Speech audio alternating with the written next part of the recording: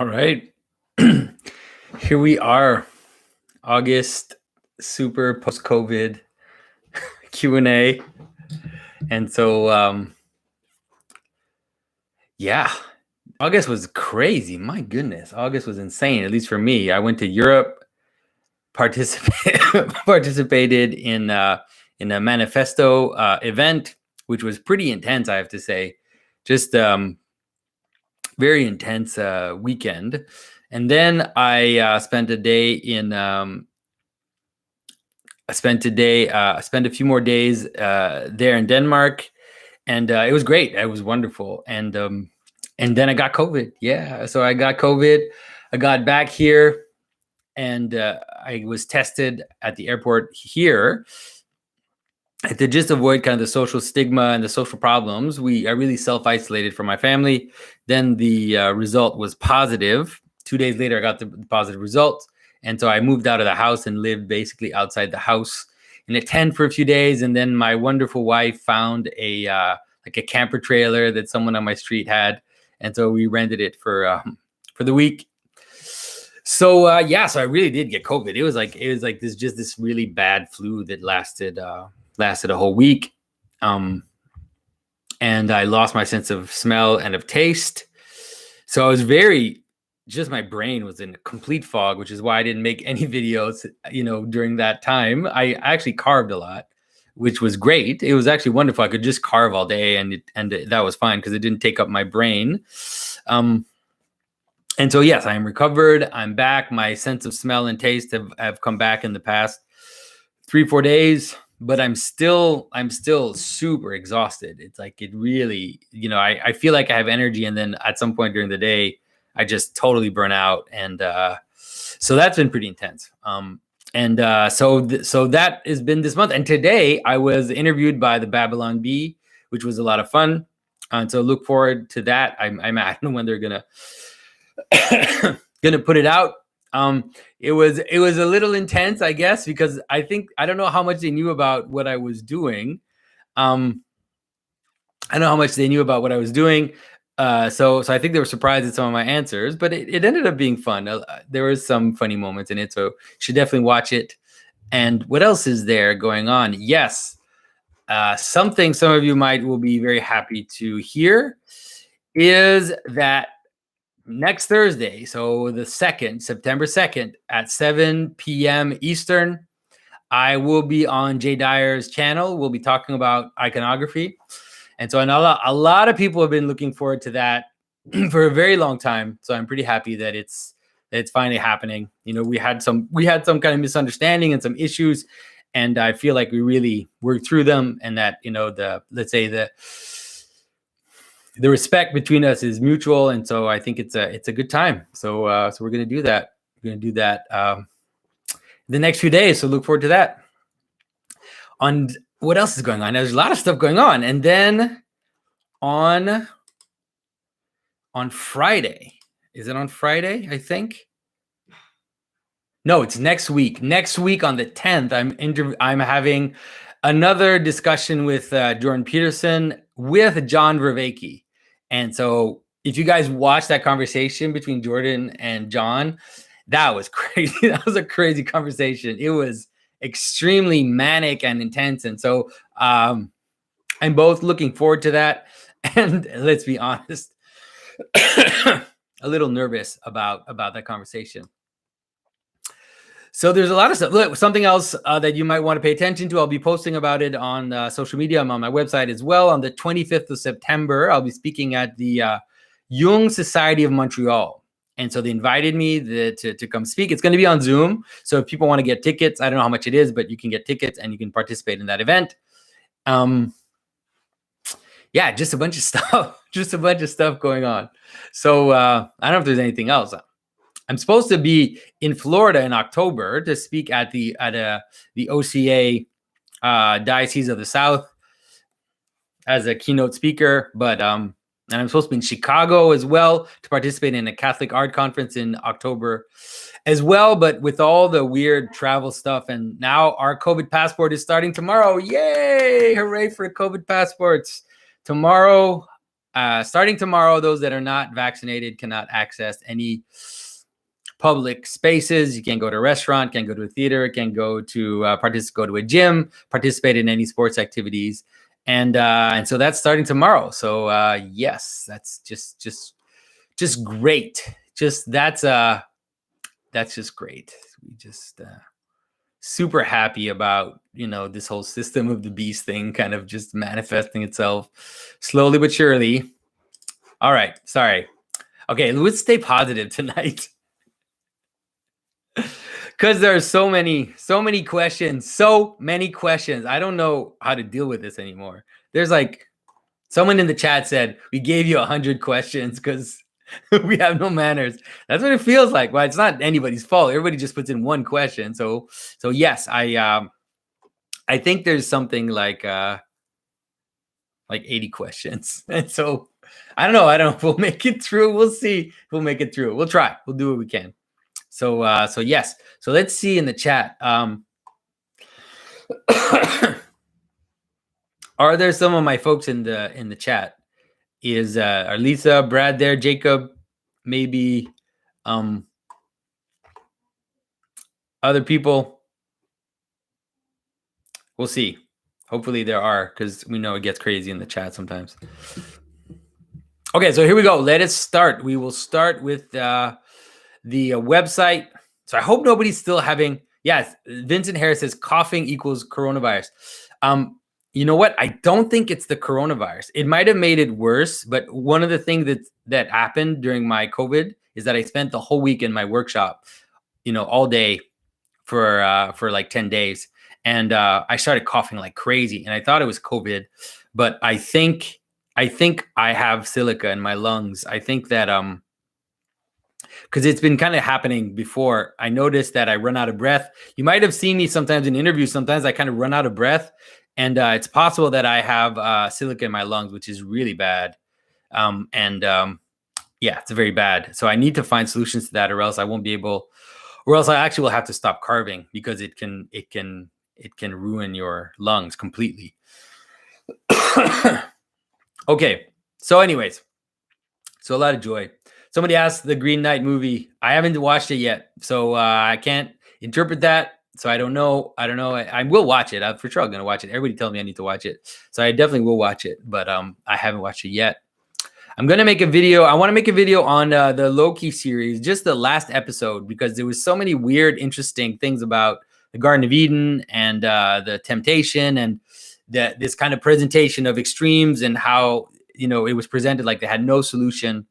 So anyway, so I'm going to probably do a video on that. I still have my video about the mark of the beast, which, as you can see, I'm very much hesitating to make because a lot of stuff has happened, and part of it has been that I've been somewhat warned by people I respect and people who knew Elder St. Paisios about some of the things that St. Paisios said. He did say them, but just been warned to be careful about that. And so I want to make sure that I'm not just pouring oil on a fire, but I also think it's important to kind of talk about this stuff. So yeah, so let's go. All right, here we go.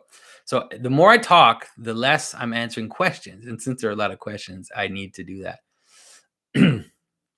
Okay, so Nikos asks, maybe that better formulated, are we determined to be free, or are we free to be slaves? And so the idea is that there really is only one freedom, and that the only freedom we have is to move, let's say, in humility towards God. And so as we submit to God, we actually become free. It might seem like some kind of paradox, but it actually isn't a paradox.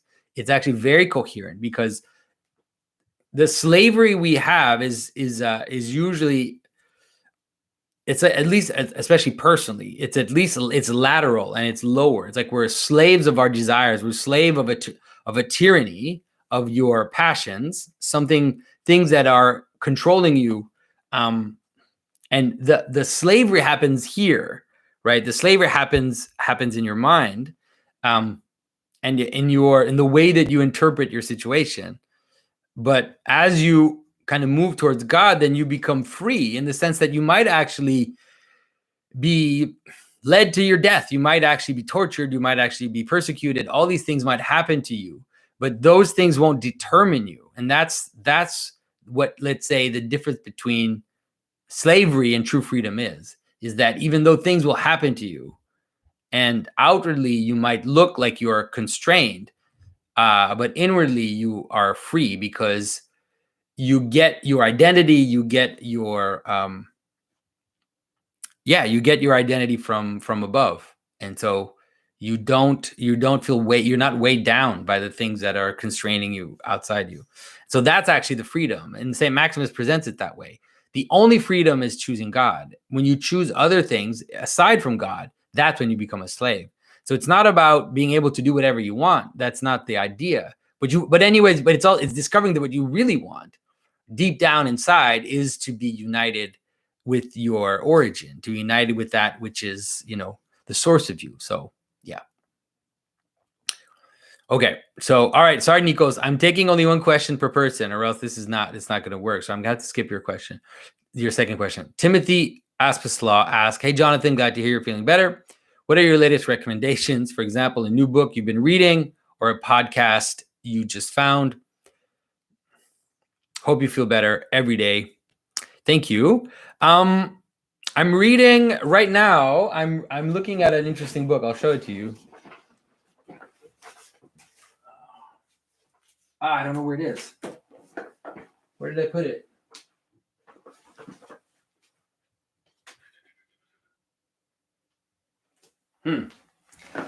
Sorry, I don't know where I put it. It's something like it's like The Plan to Kill God, or The Conspiracy to Kill God, and it looks at the real strategies that the communists used in Russia to destroy religion, and how it was active, hostile atheism.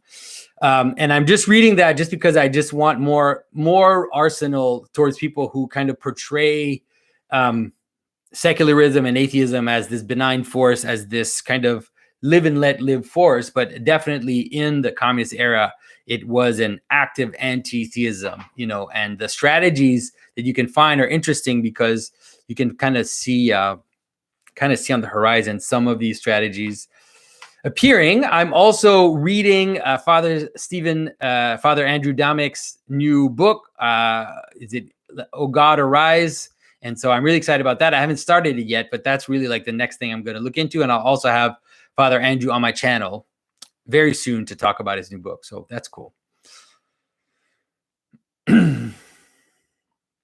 All right. And so, okay. So Shay McKenna says, if you want to just answer this questions, thoughts on Donda, and will you make a video on it? Have loved all your Kanye videos. And so I'm still kind of digesting the Donda thing, because it's like 2 hours long, that album. It's like, who has time, man? I don't know. So I'm kind of listening to it in my spare time, trying to kind of wrap my head around it. I think that my first impression of it is that it's somewhat uneven, let's say, in terms of an album. Some of the songs seem unfinished, and some of the songs are really good. And so there are some that I really like. There's a song called "Heaven and Hell," which I really like, because it has a kind of that militant feeling about heaven and hell and about the devil and everything. I like that song a lot. There's another song called 24, which uses the this kind of gospel choir feeling, which I also quite kind of like. I really like Jesus is King. A lot of people said it wasn't one of his best albums, but I actually really liked all the songs on that album. So those are the songs that I like the most. I really struggle with the recent rap, noise making is the only thing I can say. And also the desire to reduce the bars, like to have each sentence be like 2 words. I really struggle with that. So it's hard for me to enjoy that. I just gets on my nerves. So I have to say, for now, at least it's kind of 50-50. And also the things that are said on the album seem a little kind of less coherent, let's say, just a little bit all over the place. So so that's my thing. So, how does one properly name a multi-headed beast? That would be a hydra. That's usually how we call the multi-headed beast. I mean, I don't know if there's another word for it. I mean, the chimera is the usual just word we use for a beast that has different types of heads,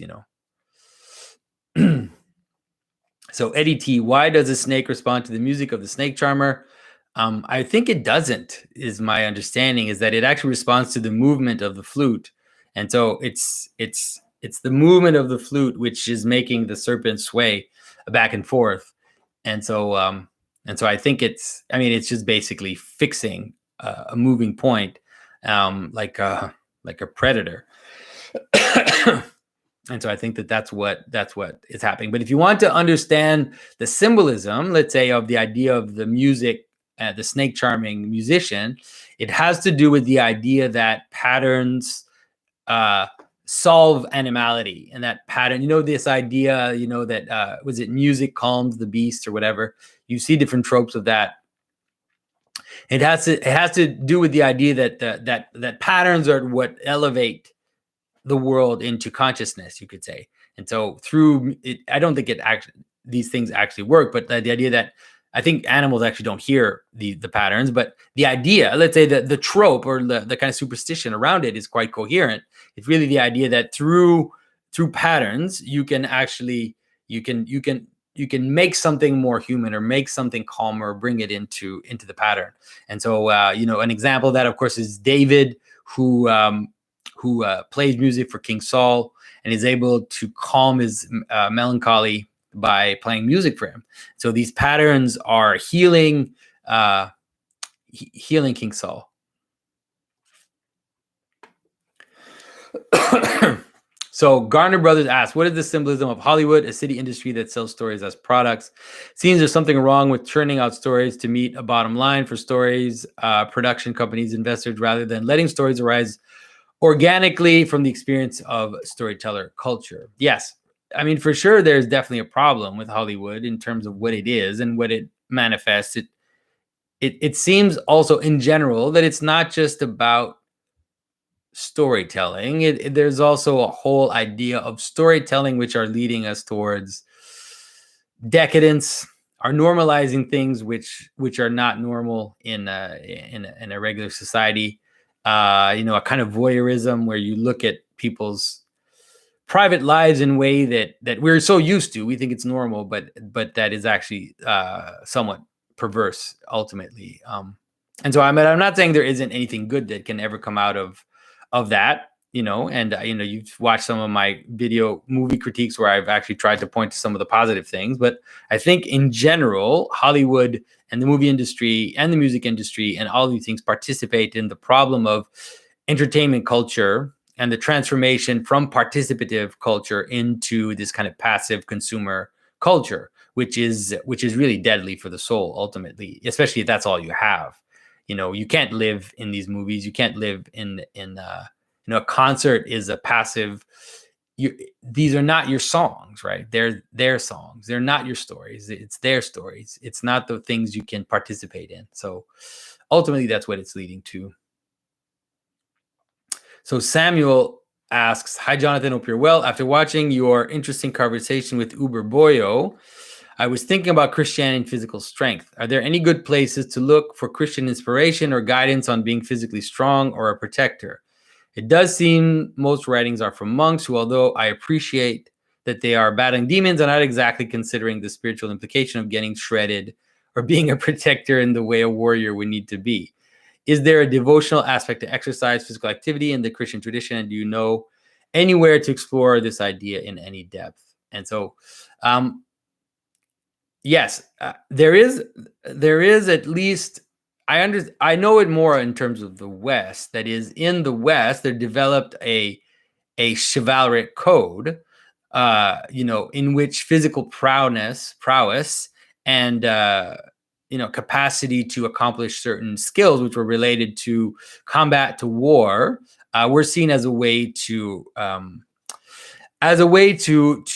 let's say, accumulate honor.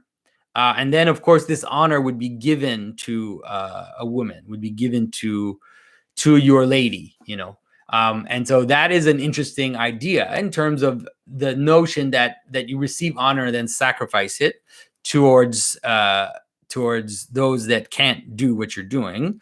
And so there definitely is a general aesthetic of the night and of the prowess of the physical prowess of the night, which I think is there.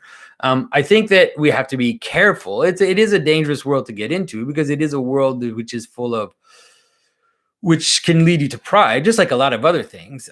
For sure, I struggle a little more with the getting shredded part, in the sense of, the sense of creating these bodies that are really just aesthetic, let's say. I struggle a little more with that, but who knows? It's not. I don't think it's not necessarily evil or anything. I just think it's maybe not as useful for the spiritual life. And I think that physical discipline and exercise and physical discipline can be downstream from spiritual discipline. It can help you understand the difficulty, the sacrifice, can help you understand the idea of being drawn by purpose and focusing on purpose, and creating good habits. All of that, I think, can be useful to help you understand what spiritual discipline is. So, St. Paul himself uses the image of an athlete, of a race and all these images to talk about the spiritual life, which means that, and analogically, there's something in those practices which are worthy of using as images for the spiritual life. All right. So Nelson Justin Evan, I feel uneasy at the prospect of secular food banks which forbid mentioning religious affiliation. The secular food bank does what Christ asked, feeding the hungry, but they do it in a way which does not recognize Christ's lordship, just as Judas tries to sell the anointing oil to feed the poor instead of using to worship Christ. He's giving aid to the homeless without saying the aid is given in Christ's name, an embodiment of Antichrist typology. So the one thing that's important to understand is that the kind of helping the poor that Christ talks about has a lot to do with spiritual realization, has a lot to do with understanding your own passions and then giving yourself to those that are smaller than you, in order to kind of participate in this great pattern of God giving to us, And so I think that it happens very much individually. I think that it is completely fine to give to the poor as an individual without preaching to them. I think that the purpose is really, a lot of the purpose is for you when you give to the poor. Yes, of course, you're going to help the poor, but a lot of it is about you being willing to give up, your riches, willing to give up your surplus, willing to give up, and give to the poor. And so I don't think you necessarily have to preach to them all the time. And in terms of secular food banks, I mean, I think those are, how can I say this? It's like, I think Christian food banks are better, but if there aren't Christian food banks, then I think secular food banks are fine, in the sense that when non-Christians do what Christians should do, I think that that's good. But like you said, of course, this is not a Christian thing, right? And so I think that as Christians, we should give to people in the name of Christ, and we should, so Christians, if there's a competition for Christians to have food banks and with non-Christians, and so Christians just need to rise up to the challenge, I think, and do it in a more loving way. Because one of the things that qualifies secular charity, and this is something that I've experienced living in Africa for a very long time, is that it's extremely bureaucratic, and there's something about it which is actually quite cold. There isn't that sacrifice, self-sacrifice, which will be embodied by some nun, who lives in Uganda and takes care of children and has given up her life in order to help these children. This is very different from the NGO worker who has UN money and then delivers food to a village. There's nothing wrong with that, but there's definitely something lacking in terms of in terms of seeing this help also as an act of communion and of encountering Christ. So yeah. So PKB5021, the symbolic view, shows us that we live in a narrative, and to a certain extent, we reflect our experiences in the narrative through stories, paintings, poems. How does free will live within the context of the symbolic view? Because sometimes it seems no matter what you do, a particular narrative has to be fulfilled, i.e. the death and rising of Christ. And so, like I said, the freedom that we have is not a freedom, sorry, there's mosquitoes in my house. It's not a freedom to do whatever you want. That is not what freedom is, right? Freedom is to participate in the pattern in a way in which you are going up the ladder, you could say, in which you're actually being freed from the lower aspects of the pattern as tyrants, and you're moving up towards God. And so you're right. That's the pattern, the death and rising of Christ. The pattern of everything is the pattern. And to a certain extent, you can't really change that. And there's no reason to want to. There is a place in this whole pattern for idiosyncrasy, and idiosyncrasy is part of it, but that's not what we should really be attached to. So we shouldn't necessarily be attached to the capacity we have for idiosyncrasy and wearing a blue tie instead of a red tie. I mean, that's fine, whatever. It's not a big deal, but that's obviously not what true freedom is. So.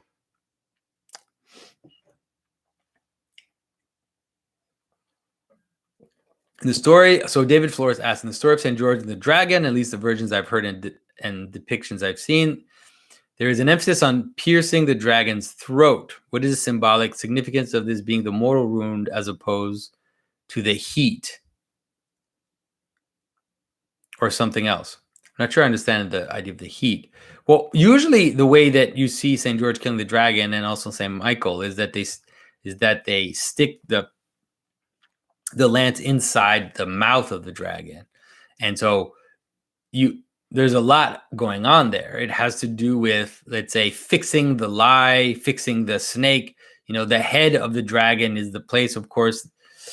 The head of anything is always the place where the identity is. It's one of the places, let's say, where the identity is. And so the idea of piercing through the mouth, piercing the head, through the face, let's say, has to do with that, fixing the snake, stopping it from moving left and right, let's say.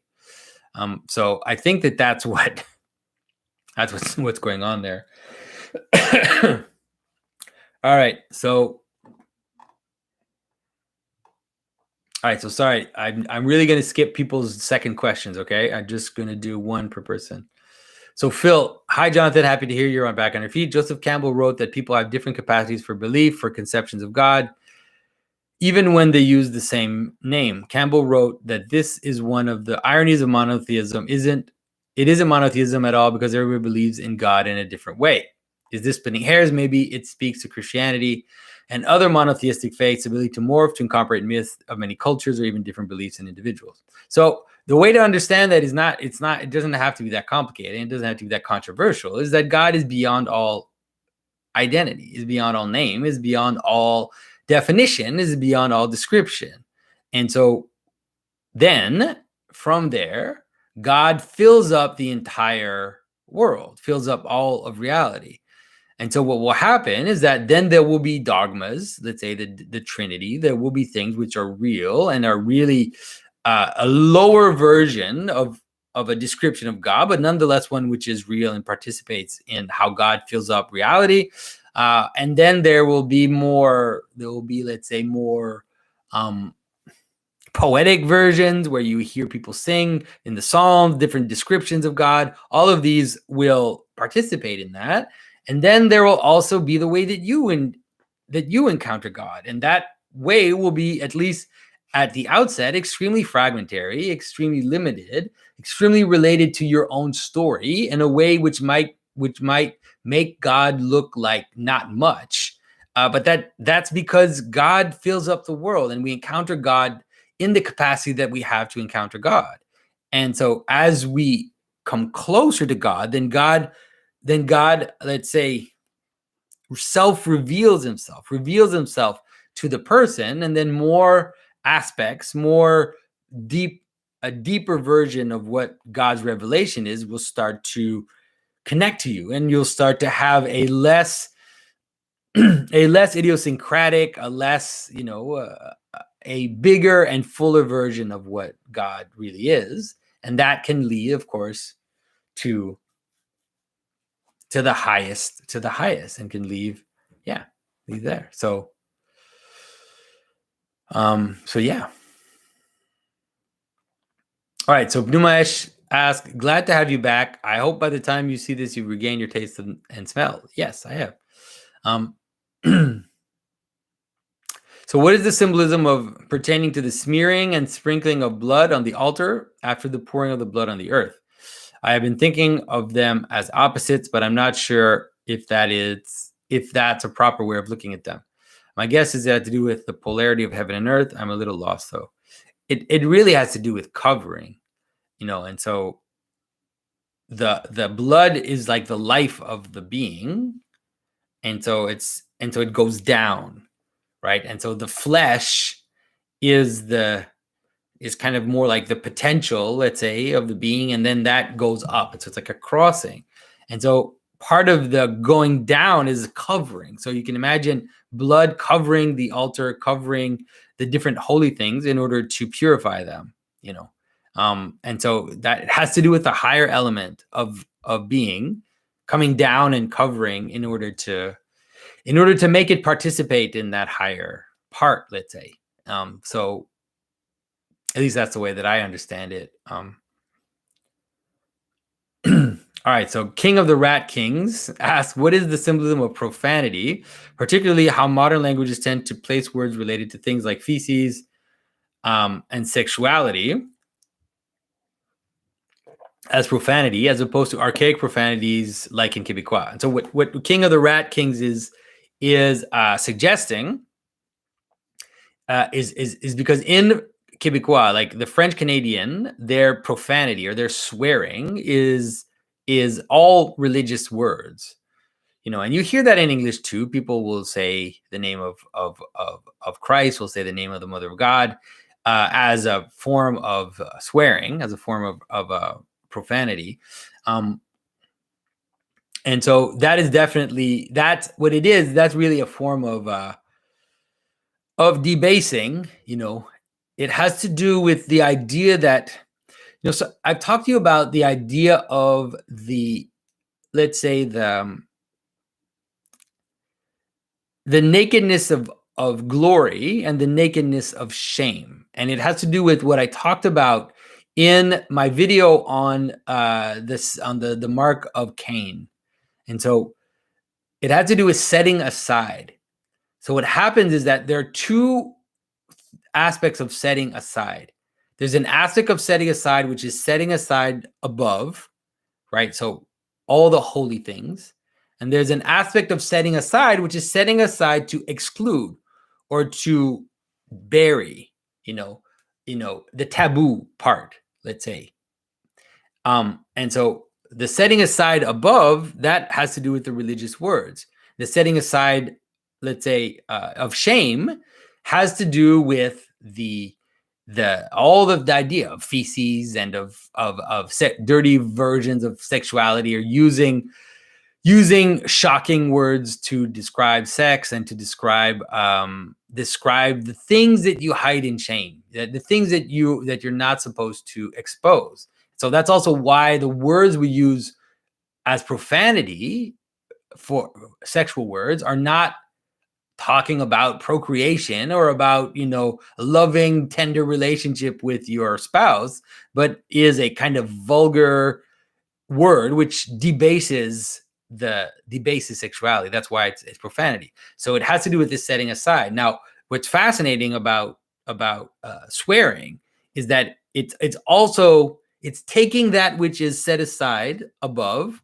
and bringing it down below. And so it's turning that which is set aside for God and making it at the level of set aside in the shameful side, in the shameful way.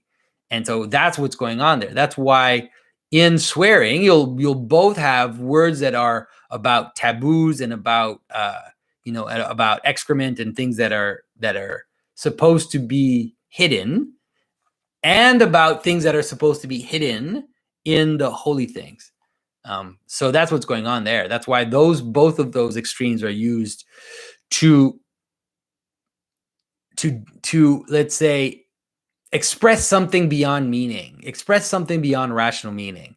And that's often what swearing is. It's something like expressing an emotion which is beyond meaning, beyond rational meaning. And so it comes out as these taboo words, expressing emotions which are too strong, expressing surprise, expressing frustration. All of this is the place where swearing will appear. And it's also filler, like basic, just filler, meaningless words that people insert into sentences because they can't hold their meaning together, let's say. And so they have a bad habit of putting in these filler words that aren't actually meaningful, but are taboo words. So hopefully, I don't think I've ever talked about this before. So I think hopefully this will help you kind of understand why swearing and profanity, why they look the way they do. All right, so C.S. Streetzel asks, my wife recently became interested in pretty gemstone. The New Age spiritual movement and other cultures seem to have an affinity for crystals, gems, and other rare stones. Sometimes the stones are purported to have magical healing properties, the ability to channel negative energy, away from positive energy toward a person or place, and many other special properties. I scoffed at these claims when I was a materialist. However, I'm trying to break out of my materialist framework, and I recall a video you did on dwarves where you briefly mentioned rare stones.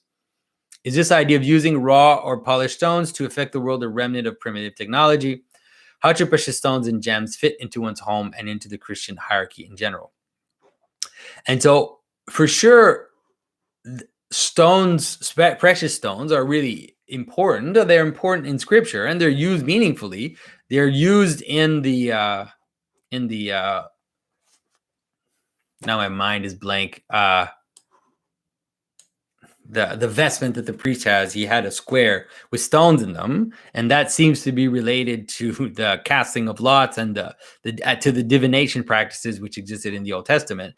And so it's not that material objects, or that especially precious ones, especially those that are light bearing, you could say, that's one of the reasons why these stones are so fascinating to people, is that they're stones, but they shine, right? You see through them. They have a kind of subtlety which something like granite or the more opaque stones don't have. So, for example, like a really kind of fascinating midrash that can help you kind of understand the difference is that there are some Jewish midrash and traditions which talk about how when Moses received the stones from God at the outset, there was like a precious stone, right? It was like a translucent precious stone on which God wrote the commandments. And then Moses brought them down, but the world was not ready for them. The world could not accept it, and there was no way to connect these stones with the world. And so Moses broke them. And then when he wrote them himself on stones, then they were rougher stones, like a marble or a granite or sandstone or something. And so it can kind of help you see that. It can also help you understand why the New Jerusalem is made out of these stones. Now, having said that, the problem with a lot of this New Age stuff is that it's just made up. It's just made up. People just make it up. Like who knows where all this stuff comes from? It's just kind of this thing. It's like they give these properties to these stones, and I mean, whatever. I don't know where it comes from. I don't know what it is. Like I don't. And it's also a kind of weird materialism. It's not about meaning. It's not about, let's say, the idea that, let's say, the king would have certain stones which would be attributed to him and that would kind of participate in his glory.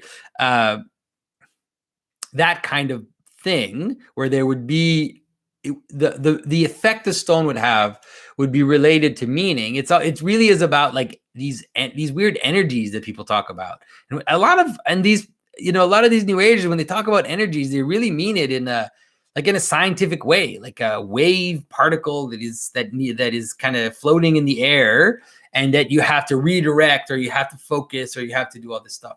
And so a lot of the New Age stuff is just materialist nonsense. And so when you join with that, some weird idea about stones, it just ends up being, I think it just ends up being a lot of made up stuff. And it doesn't mean that it can't sometimes work, because, belief is part of reality, and placebos work. So if you have something which is kind of precious and which is beautiful, and so maybe it can have an effect on you, but I definitely wouldn't count on that stuff. Like, it's just most of it is just modern made up stuff, in my opinion. So sorry, I don't know if this is helpful, but all right. So Stephen Wong says, what is the difference between Protestants and Orthodox Christians' views on salvation? I mean, that would be a very long post and a very long answer. I'm not sure I could get through it, but an easy way for people to understand, let's say, a little bit of the difference is that, let's say, many Protestants, not all Protestants, but many Protestants really focus on the idea of substitution, and an atonement by substitution, which is the idea that when Adam sinned, he kind of infected humanity with sin, and that we deserve to die. And so the sacrificial system in the Old Testament was a way to compensate for that, was the way to offer things instead of yourself, because you were supposed to die, because that God's anger was kind of directed towards you to kill you. And so the idea is that God put all his anger on Christ, and he is the substitutional whatever sacrifice, and that's how we are saved. So if we believe in that, then we are saved, because we kind of enter into that sacrifice. And so that's like I said, not all Protestants believe that, but it's definitely a basic idea, and that you're saved by faith. So if you believe that, if you believe that this sacrifice is true, then you are saved by it. And so Orthodox really don't see salvation like that at all. They see salvation as a form of healing, a form of that through the sin of Adam, death entered into the world, and so we live in these bodies of death, which are pulling us in different directions, because your body is in danger. Then you have a propensity to sin, because you can be convinced that your desire to eat, or your desire for sex, or your desire to protect yourself is all encompassing. And so you feel comfortable taking things from others because you're doing it to protect yourself, or to bolster your dead life, let's say. And that Christ came to assume human nature, fill it up with his presence, and that participating in that through the sacraments, through communion, through love of each other, is a healing process for our life of death, let's say. So that's what salvation is. Salvation is actually healing from these passions, from these desires, from this slavery that we have, with things of the world. And that the ultimate version of that is not just to be declared holy or declared saved, or going to heaven when you die, but is really to become God through participation, to be united fully to God, to participate in his life to the extent that that's possible. And so that's the ultimate goal of salvation, is theosis. It's to be united with God.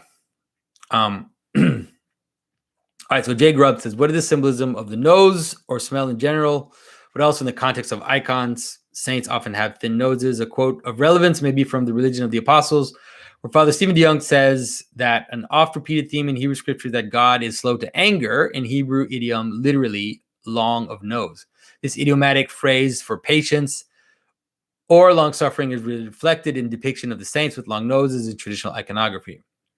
I don't understand the symbolic association between patience and having a long nose. I guess this question may be of more immediate relevance given your current loss of smell, which I hope you get back soon, but that makes me think, is the loss of smell from COVID symbolic anything? All right, so the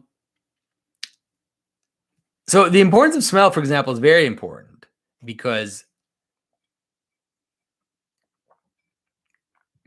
smell is you could say something like smell is the closest thing to a spiritual sense that we have, in the idea that smells are, you can't touch them, you can't see them, you can't hear them. They are pure experiences. And so there's a sense in which, like, we burn the incense, and this smoke, this air, the smells are contained in the air. So the air goes up, and the air is smelled by God, or the sacrifice even of the meat. The meat sacrifices were smelled by God, because it's the spiritual part of it which goes up, and it's air basically. And so the idea of this capacity to perceive air is what smell is. And so that's why it is related to kind of the spiritual sense. So the idea of there's also another aspect which is a little more immediate, which is that the nose is the highest point on your face, and so it's the furthest from your whole face. It's like the summit of your face, you could say. And so there's something about that as well, which is related to its spiritual quality of smelling, of being able to let's say, to perceive the spirit, right? To perceive air, perceive the invisibles. But it's a very intuitive. It's not irrational. It's pre-rational or super rational, let's say. And so that's as much as I understand. Now, why is it related to patience? Something that I would think about, because I'm not sure I totally understand that. And yes, there are some people that understand that saints and icons have longer noses.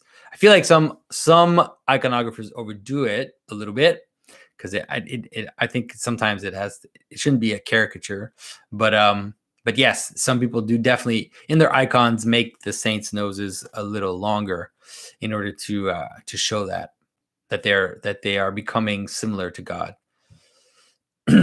So MFPRYSL says, as an icon carver, when participation of icon in everyday life, secular life, what participation of icons in everyday secular life would you recommend? Some people create a corner in their home for an altar-like structure. Others, like in my tradition, are more in the one icon per room to spread the force field camp. I feel a bit uneasy about mixing sacred and profane. Should you watch Netflix next to an icon? So I think I would say just follow your tradition. The Russians really have this tradition of the home altar, or the bright corner, let's say. But like you said, it's not necessarily a universal practice. And there are people, for example, like there are people who say things like you shouldn't have, if you're a married couple, you shouldn't have icons in your room because, that's where things happen. And then there are other traditions that say the very opposite. To say you should have an icon of the Mother of God and of Christ in your bedroom if you're a married couple, to kind of remember the chastity of your wedding. And so I don't think there's a problem with mixing the sacred and the profane. That's for sure. Like in Constantinople, there were sorry. There would have been icons everywhere, on the walls, on the coins. The idea that you would have icons on coins. You have the image of Christ on actual coins, and you would have them on buildings, as much the church buildings as the profane buildings. But obviously, you need to have them placed in a position of honor and a position of respect. You don't want to have them on the floor, or have them in a kind of lowly, discarded place. You want them to be in a place of honor. So it just really depends on your I would say it depends on your tradition, and but I wouldn't be afraid of mixing sacred and profane if you have a proper hierarchy. All right, so we're done with the website. Let's go. There's only one question on Subscribestar, so let's do that. So XRD says, hi, Jonathan, glad you're over the hump. Since you're still recovering, I'll give you an easy one. What's a topic you never get asked about, but wish you would? It's interesting. I don't think I have a good answer for that. I really like the question and answers because I often am surprised about the questions, and it forces me to say things that I've never said before, or that I didn't think were important. And so, like, for example, like just that question about profanity, it's not something that I would necessarily have made a video about. But then once I'm talking about it, I'm thinking, yeah, you know what? Actually, this is important. And I understand why people would be curious about this. And so I don't necessarily have an answer for you. All right, so let's start on Patreon now. Don Diego de la Vega. Nice. Hope you recovered well, mate, and your family's okay too. Thanks, everybody. By the way, thanks for all the wishes, everybody. I really appreciate it. And I know a lot of people were praying for me. That's, I'm very, I feel very touched by that. So my question is regarding the Lord is my shepherd prayer. What is the symbolic meaning behind the part of the prayer that says your rod and your staff, they comfort me? Specifically the rod and the staff.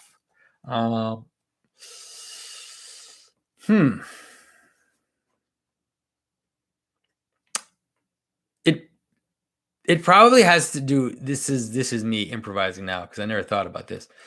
I think it might have something to do with the right hand and the left hand, in the sense that the staff has to do with identity.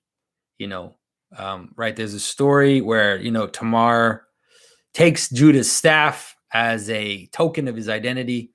The idea of the staff of the king, or the scepter of the king.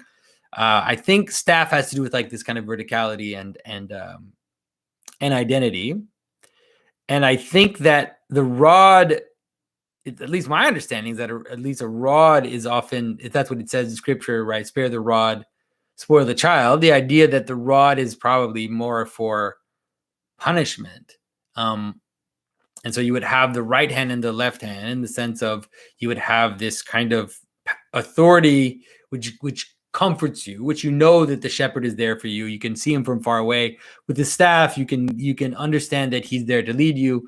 But you also have the rod, which maybe not necessarily used against the sheep, but maybe used against the wolves too, right? This idea of a capacity to have some kind of hostile or more aggressive behavior, let's say. So that's the way that I see that, but I might be completely wrong, but at least that's my understanding.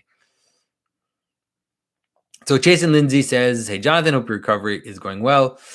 In the Lord of Spirits podcast, they talk about the notion that the reason fallen angels cannot repent, as well as the reason man was made mortal for sinning, is because having an immortal body somehow prevents one from repenting.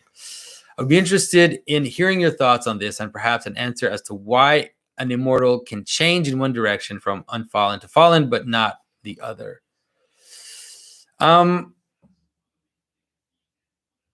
It's definitely something that I don't think I've completely wrapped my head around. It has to do with change, right? It has to do with, that's what death is. So death is the capacity to change, whereas the idea of the angels falling, I've read some place where they say things like, as soon as the angels were created, they fell, right? In the sense that they're not participating in time in the same way that we are. And so they kind of take their position on the hierarchy in the direction that they're taking. And so that's probably the best way to understand that. But like I said, I don't think I totally understand. For sure, I understand more the idea of that's why God made us die. That's why we have death in our lives, is because death is an agent of transformation, and that the capacity to die can become a kind of purgation, by which things are refined, in your life, and you're able to change. So G. Garcia, do you think every technology is waiting to participate in the divine, or will there have to be some degree of renunciation? As someone going to school for accounting, do you have any tips on how to submit these technologies to higher principles? And so I think there'll be some kind of renunciation, because the whole image of Christ talking about the end of times has to do with the wheat and the chaff, and that there is an aspect of reality which is chaff and which will be burned off, and there's an aspect of it which is useful, and something like seed or something like the useful part of the world, which will be gathered together into the silo, gathered together into the New Jerusalem. And so I think that that's the best way to understand that. And so, how any tips on how to submit these technologies to higher principles? I think that there's no secret to it. The tip is to always remember that these tools are tools, that these technologies are tools. They are not the purpose, which is something which shouldn't seem obvious to us, but they're not, because we actually act very often as if the technologies were the purpose themselves, were the goal themselves. And so, as long as technology remains a tool, which is used for good, obviously you can use tools for bad, then you're in less danger. But it's hard to do because these tools have their own attention grabbing mechanisms, you could say, especially the internet, and especially, the kind of screen technology. So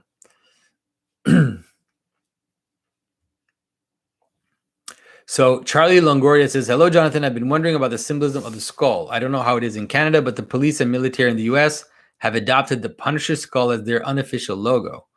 Should this be something to be worried about? I don't think I've ever seen that with police and military, So, I mean, the skull is just a skull is an image of death. It's an image of death. And so the skull that is used on a heavy metal t-shirt, and let's say the skull that is represented on the monk's schema, it has to do with death. And so for sure, the Punisher skull is a frightening one, because it's Punisher is acting like the angel of death. That's how he perceives himself. And so the idea that skull is something like a sign of the angel of death, or that this person is a purveyor of death.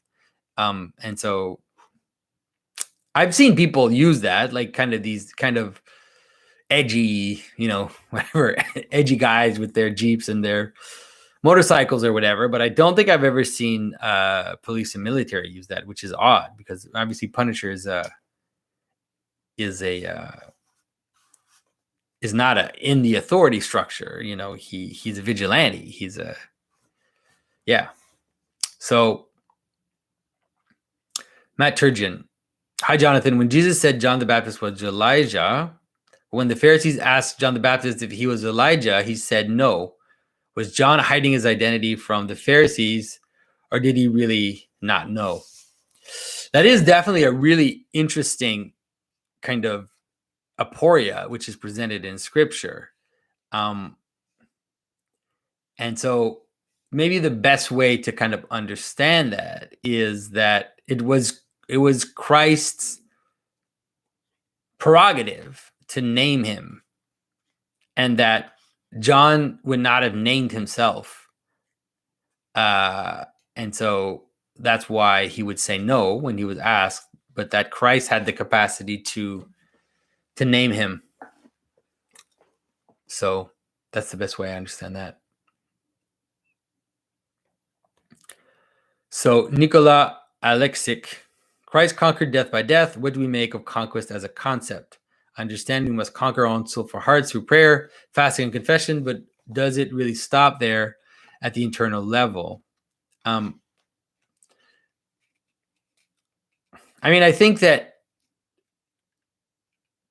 there are ways to conquer which are acceptable, like to conquer a sphere of activity, in the sense of mastering it. There's definitely this idea, but I think that, at least in the Christian vision, that Christians should not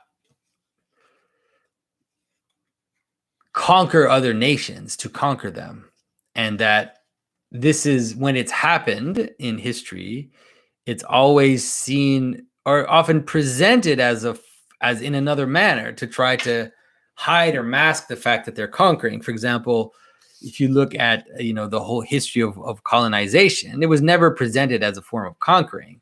It was always presented as a form of help, as a form of supporting the people there. And so you can kind of see the problem of these Christian. And so I think that that's the best way to understand that. Christian war was often done, in defense rather than in conquering. Doesn't mean that it always happened that way. Doesn't mean that it will always happen that way. But there is a way in which conquering for conquering, is a missing of the mark. So, but you also have to understand something like taking back a land that had been taken from you is something that Christians, I think, have accepted very much so. And so, for example, the Crusades were not viewed as conquering. The Crusades were viewed as a retaking of that which had been taken from us, a reestablishing of the original limits, let's say.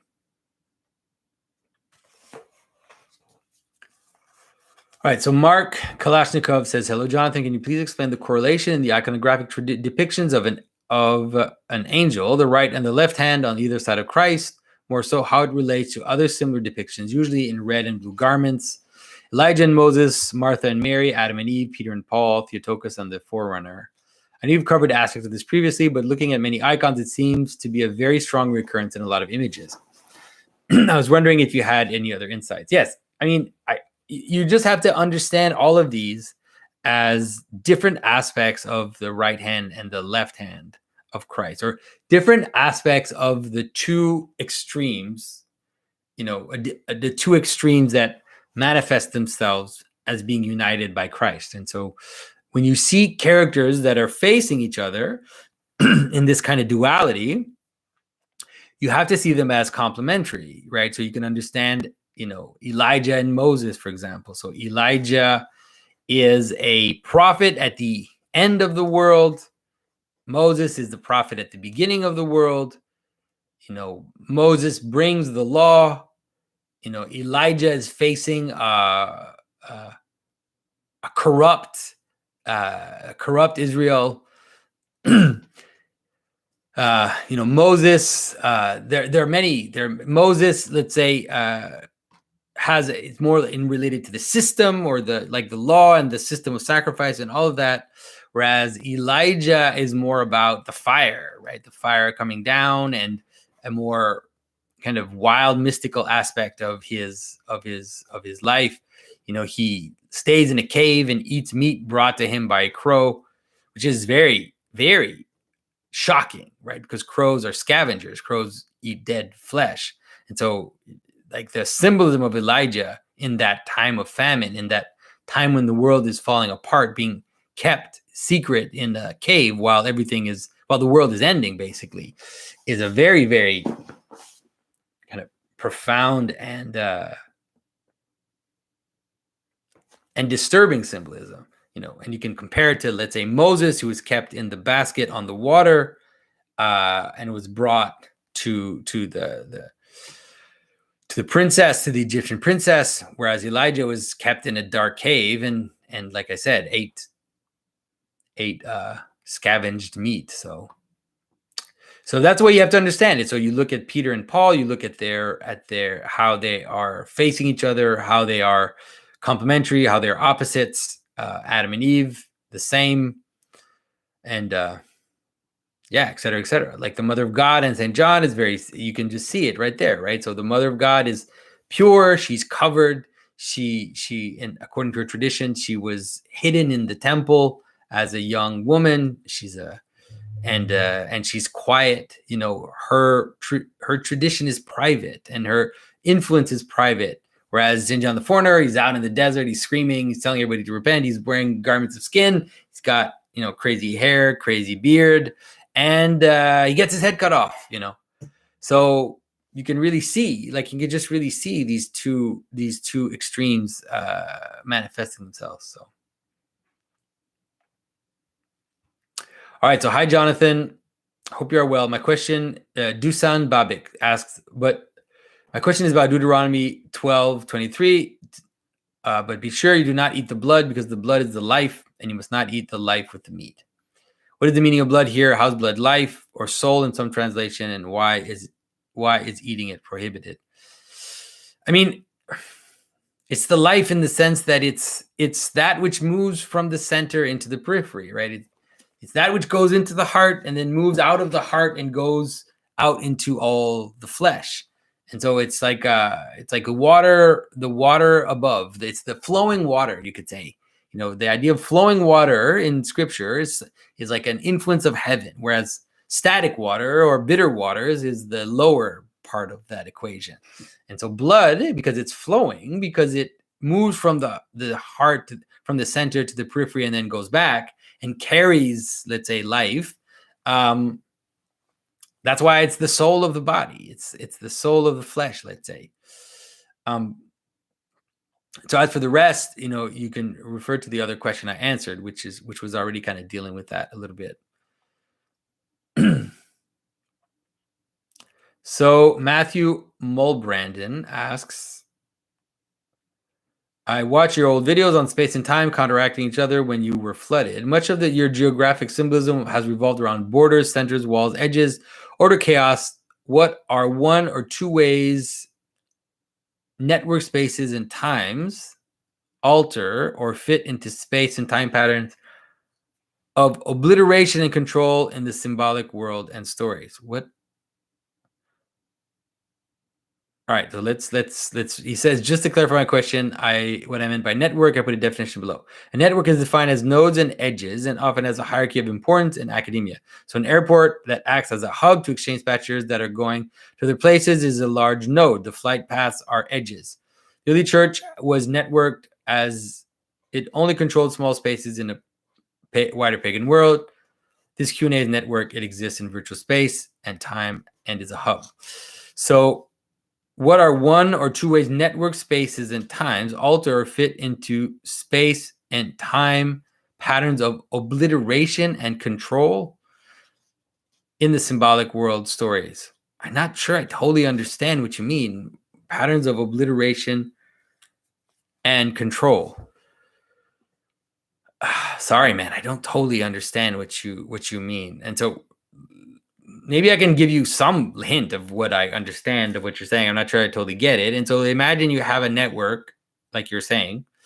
You have a network structure which has these hubs and these edges, which are the connection between, let's say, the center or the top of the reason for the hub, or the place where it all culminates, and then the branches where it goes. And so you can understand that there are aspects of the world which are not connected to that hub, and those aspects of the world which are not connected to that hub are something like potential to the network.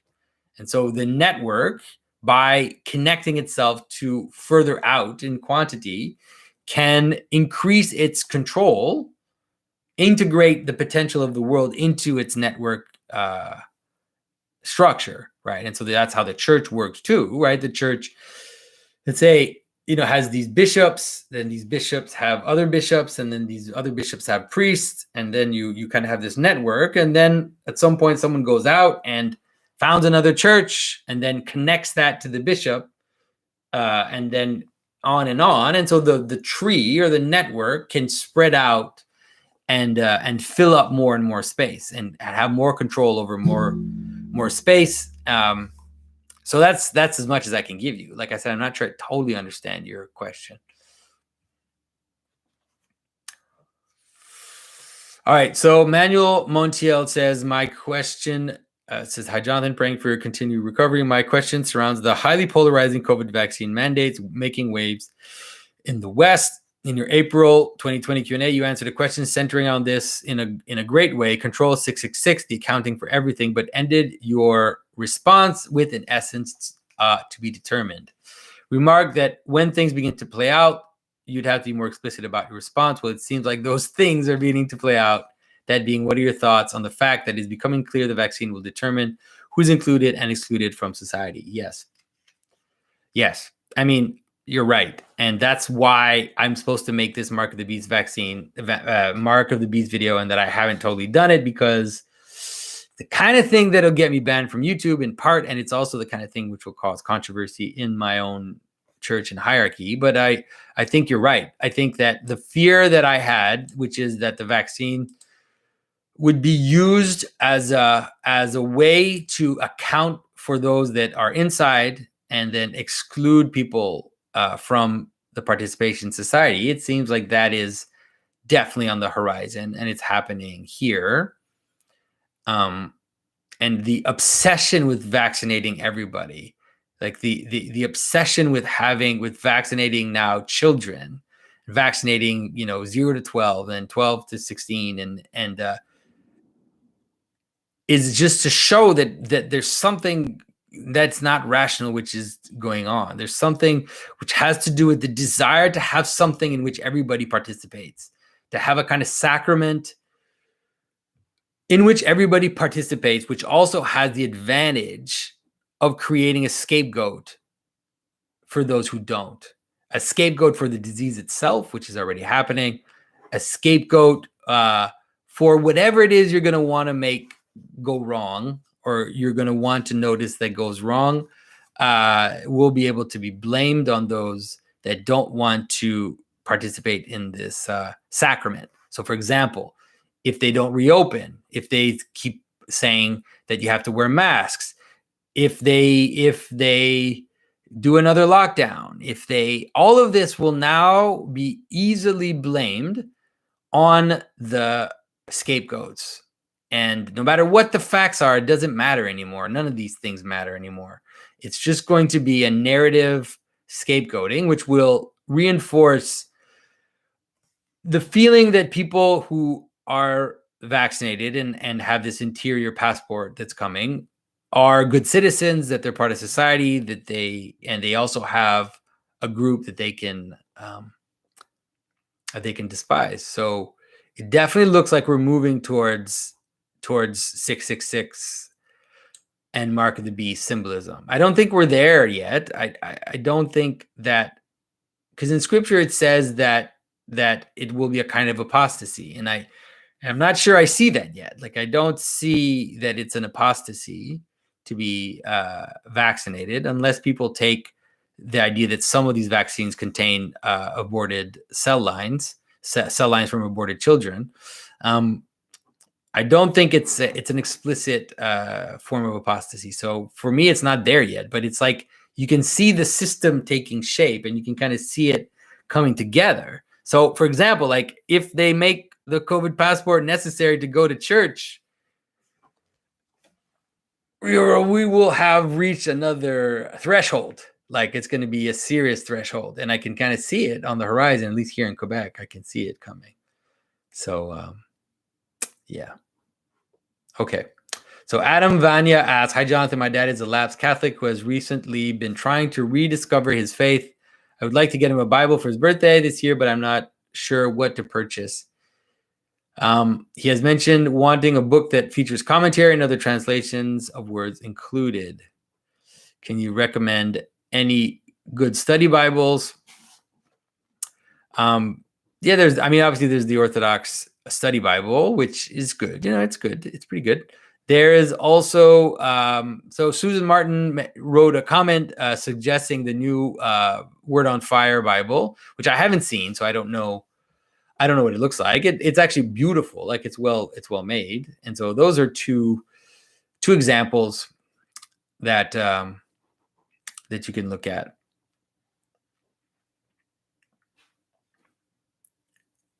So Dionysus says, "Hello, Jonathan. Do you have any thoughts or reading recommendations, preferably from the Christian tradition, regarding the distinction between information, belief, knowledge, and wisdom?"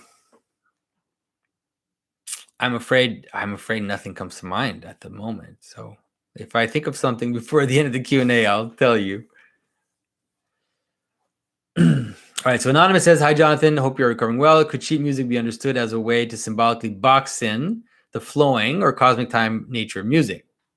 Is an arranged music score with all its formalities or even choreography more representative of cosmic space in this regard, as opposed to free-form folk music, for example?" I think there's definitely something going on there. I think there's something in the general desire to document and to, the ancient, let's say, forms of notations for music were very vague. They were really about going up, going down. Like I'm not a musical expert, but they were very vague. And so the movement towards a fixing of musical notation, the moving towards recording, definitely affects one of the realities of music, which is this kind of free flowing structure and this thing which kind of changes, but also carries pattern in a more immediate and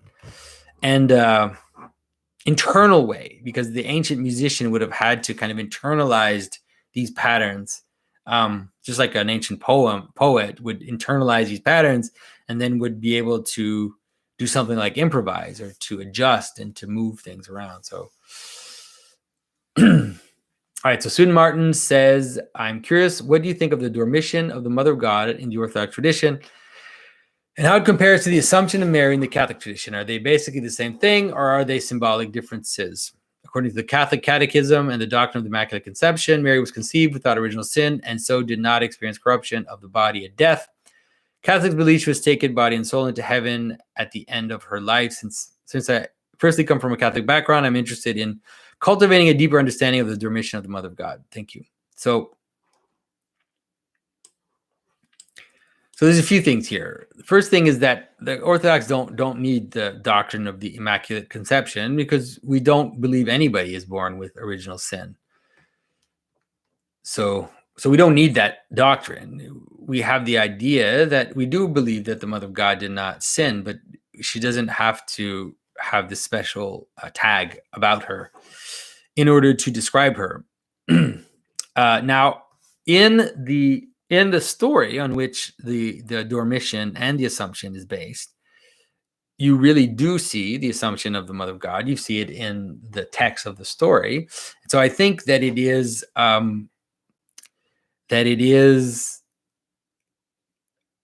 there. The reason why I think it's not shown in the iconography often, sometimes it is actually, it happens. But it's not the usual way. I think it has to do with something like the mystery of the final moment, like the mystery of the resurrection, or the mystery of the body, because we as Orthodox, we understand that what the Mother of God went through is something like what ultimately we will all participate in. So there is a mystery there. I think that the reason why the falling asleep or the Dormition of the Mother of God is more prominent also in Orthodoxy is that it also represents a kind of full cycle with the end. It represents kind of like the end of the world, right? The kind of the end of this whole cycle, the end of the body, you could say. And it also coincides with the end of the liturgical year. And it's often represented on the back of the church in the Western, where the sun goes down. So you can understand the Dormition of the Mother of God as the setting of the sun and the end of a cycle. And so I think that that's probably one of the many reasons why the Orthodox emphasize the Dormition explicitly far more than they do the Assumption part, let's say. So Anton Olanderson says, hello, Jonathan. Glad you're back. You're one of the few sane voices in our confusing times. Well, thank you, Anton. That's very touching and very kind of you. I have a question regarding the Eucharist. It is tradition received at church, but Christ doesn't mention priest as the only one who can consecrate and officiate the Eucharist. In John 6, Christ seems to suggest that anyone can eat his flesh and drink his blood. Has the church falsely claimed authority over the Eucharist? Do we all have the authority and could be united in Christ separately, or would it in fact be a sin and missing the point to partake at home on our own? The question has puzzled me for some time, and I wonder how Christ actually intended for us to drink his blood and eat his flesh in practice. Well, I think it's really important to understand that Christ reveals the Eucharist, although he does say that to the crowd in John 6, but he reveals the mystery of what that means in presence of the apostles only in a private space, in a closed off space, not in the open. So there is a sense in which the Eucharist is a mystery of the inner circle, let's say. And that is the way that it was always understood by Christians. And it's the way that it's still practiced today, which is that the Eucharist is the mystery of the church. It is the hidden aspect of Christianity. And so in the early centuries, it seems like catechumen, those who were wanting to become Christian because they heard the gospel and heard and knew something enough about Christ to be attracted to him, that they would actually not be told about the Eucharist until after they were baptized, that it was something of a secret. Because it's very scandalous. It's extremely scandalous. And so we're used to it because we've had it for 2,000 years, but it's a very scandalous symbolism. And so it is kind of kept in the mystery. And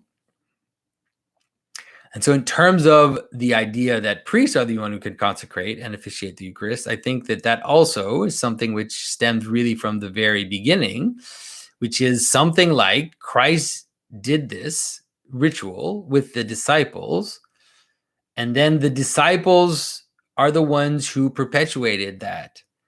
And then the disciples gave the authority to who they wanted to continue to perpetuate this mystery in the church. And then that is the apostolic succession. That is the descendants of the disciples training their replacement to officiate the mysteries of the church. And so yeah, you always have to remember that it's like, although it is Christ says that like that, there's also St. Paul also, or is it St. Paul, is it Christ himself, who talks about, that if you do not recognize the body of Christ, then you are eating and drinking to your condemnation. That it is a dangerous thing. Taking the Eucharist is dangerous and should not be given to anybody, because if you don't recognize the body of Christ in which you're participating, then it's like a curse on you.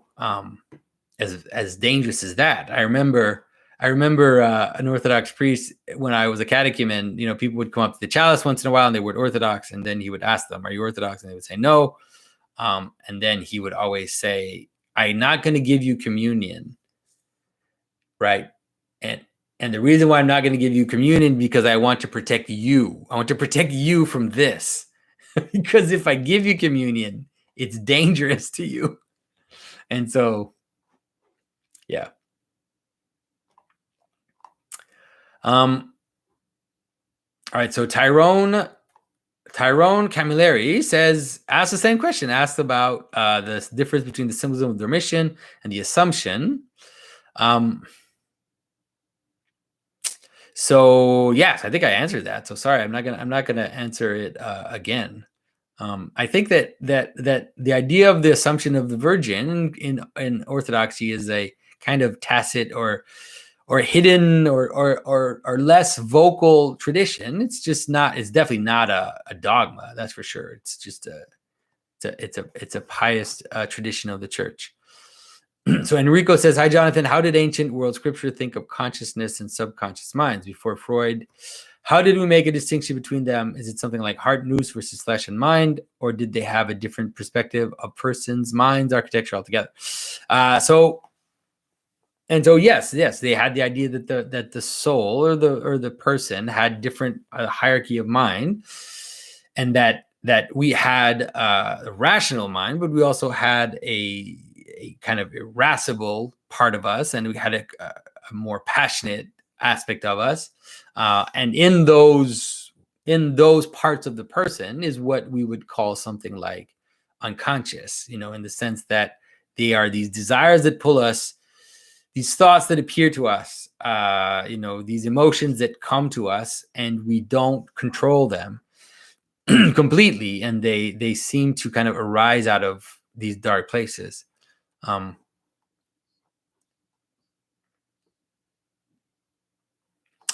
All right, so Marcus David asked about the mark of the beast and everything. So I think I answered where I think about that. Anders Vralstad asked, "Hey Jonathan, is there an overall pattern symbolism of St. Peter? There's much going on with him, and I cannot see how it holds together.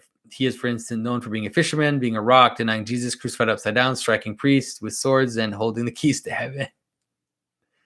The symbolism of St. Peter is very coherent. It's quite coherent, actually. You know, he is.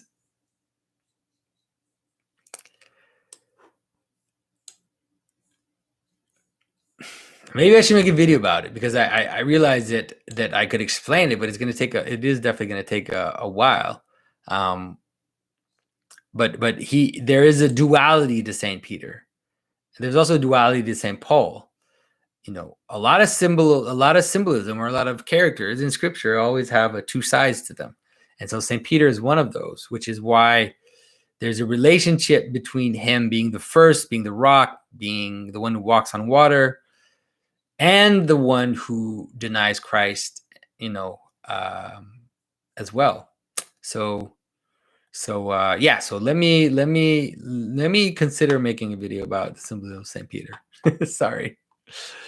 Joe Kelly O'Neill says, "Glad you're feeling better, Jonathan." Okay, so I'm getting used to thinking symbolically, and I can't tell if this is an easy question or a doozy of a question.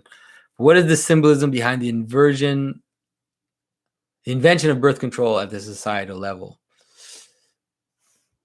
I mean, it has to do with a fragmentation of things, and so, you know, sexuality has many logi, has many purposes, and the invention and kind of spread of birth control is a way in which the world is breaking apart, which is that we're taking aspects of sexuality and we're breaking them apart from each other, and so we have an idea that there is baby making, and then there's sex, and that those two are actually kind of separate from each other, and that sexuality is more to do with personal expression and pleasure and all of that.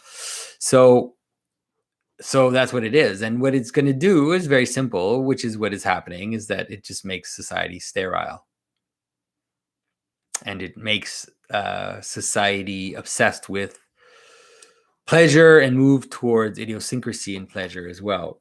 So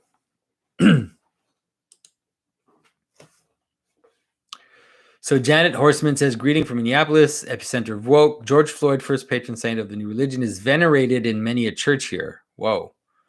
It's disturbing. One of their newest doctrine is getting the COVID vaccine is the best way to show cruciform love.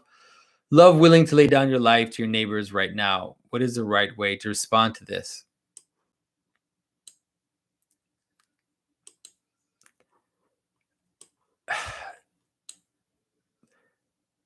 The best way to respond to this is very simple, is that if that is true, then I don't think it's true.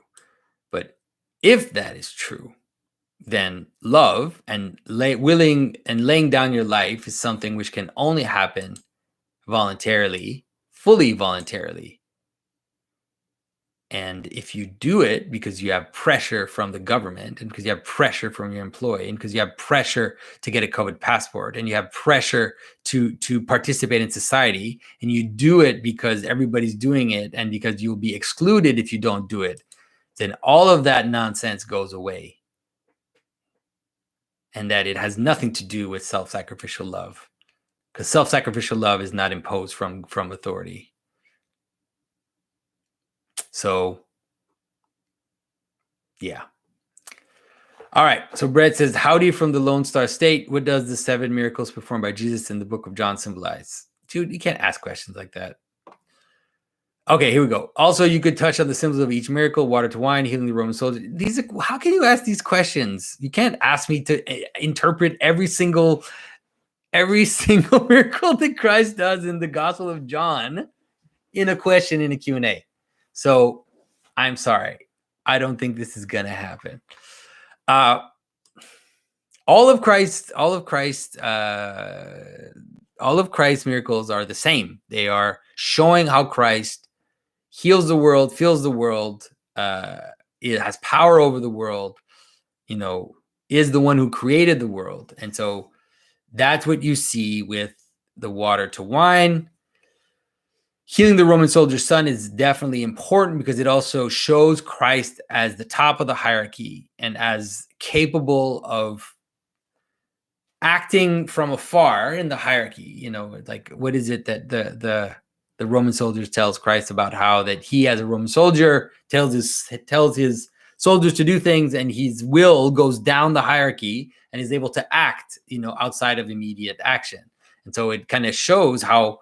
And then Christ says, you know, something like, you know, the faith of this man or whatever, something about the faith of this man. And so all of that, paralyzed man at the pool, it's the same. The transformation of in the pool itself, this idea of the transformation of static water into moving water, right? The raising of the water from above in order for it to kind of flow down is what happens. Happens there, but then Christ shows that he is, you know, directly doing that. So I think that's enough. Like I'm not going to go into every single one of them. But you know, who knows? Maybe you'd be interested in. It'd be interesting to do more about miracles if that interests you. So GR says, "Hi Jonathan, do you have any thoughts on the symbolism of liminal spaces? I see them as haunted places of transition, time of crisis following some kind of loss, but ahead of an incoming judgment. I can't help but to picture them in my mind as the anteroom to the place where the Holy Grail is located. Seem to be quite prevalent in the modern world, especially during these weird times." And so I'm not sure what you mean. Do you mean you see liminal spaces, like haunted places or places that are not places? Like places of transition, like alleyways, so I'm not sure I totally understand what you mean by liminal spaces. Yeah, so I don't know. You know, I mean, if you mean like haunted places, for sure, usually haunted places have to do with things which aren't resolved, which are left lingering, and so because they're left lingering, they leave residues. And so in that sense, a liminal space like that, let's say somewhere where a violent crime happened and then will leave, and then because it's something which happened and isn't resolved, let's say, then it will leave residues. And those residues can be experienced as a kind of haunting because things haven't been closed up. So maybe that's a interesting way to understand that. Wyatt Lawrence, what is the symbolism of SpongeBob SquarePants? Within 5 years of its premiere, it exploded into pop culture icon. Perhaps the most famous children's show of all time. And I wonder if there is symbolic significance in the show's premise. Or is it a mistake to assume that because something is a staple of pop culture, even for a long time, it has symbolic richness? I've never really watched SpongeBob SquarePants. I was too old anyways, but it seems to me that it has to do with absurdity and the laughter which comes from absurdity. And so a lot of the tropes, a lot of the characters are absurd, what is it, Bikini Bottom or whatever the name of the city is, you can totally understand what's going on. It's all about the bottom of the ocean and the bottom of the waters and how it's all crazy and nonsensical and upside down and absurd. And so I think that's what it's about. It's about the absurd. And of course the absurd is funny. And so that's why it's so popular with kids. That's my interpretation. Now, whether or not there are in the story some kind of symbolic structure, I don't know, because I haven't really watched it. So sorry. Hi, Jonathan. Can you please explain the symbolism of behind the warning moms tell their children about never being able to whistle as adults if they don't eat their bread crust as kids? I've never heard that. I've totally never heard that at all.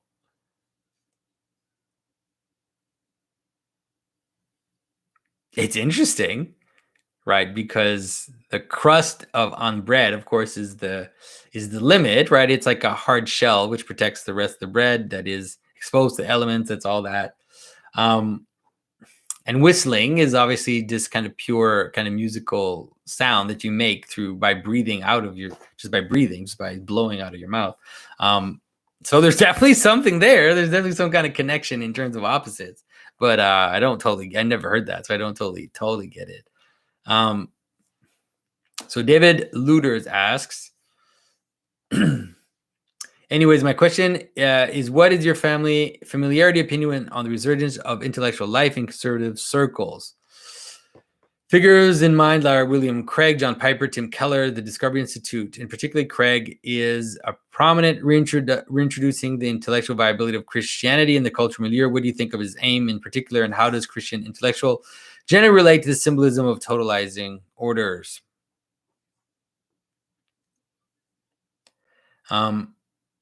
So I'm not a big fan of these guys, to be honest. Like, I'm sorry to say, William Lane Craig, his type of argumentation is just so far from mine. It's just so completely far from mine. I don't feel in William Lane Craig, I feel like he argues for the existence of God as a kind of, ultimate cause and a kind of necessary culmination of creation into a point, of origin. But I don't see him, I don't see, in any of these people, I don't see the idea of the story of Christ or the story of Scripture or the revelation of Christ as being something which fills up the world and shows us, makes us participate in the pattern of reality. And so because of that, I find them not super interesting. Sorry to say. So the wakeful asks, dear Jonathan, are the chaotic waters below that you recently mentioned the same underworld that Dante describes? If so, why does the latter have space and structure? And so, no, they're not the same. The underworld, the upside down hierarchy of underworld, is more like the corruption of identity. It's more like the corruption of the hierarchy. And so it's not just chaos, but it's rather identities which are not in their proper place is the best way to understand it. And so let's say desires that are all consuming and are not in their proper order. So because of that, they end up creating an upside down hierarchy because of their nature as being fragmentary and then taking up all your attention, kind of like woke upside down hierarchies. This is the same as the kind of hierarchy, the upside down hierarchy of hell, where these passions take up attention or take up cosmic space, take up cosmic attention. And so they end up laying themselves out in a system where you're moving down towards,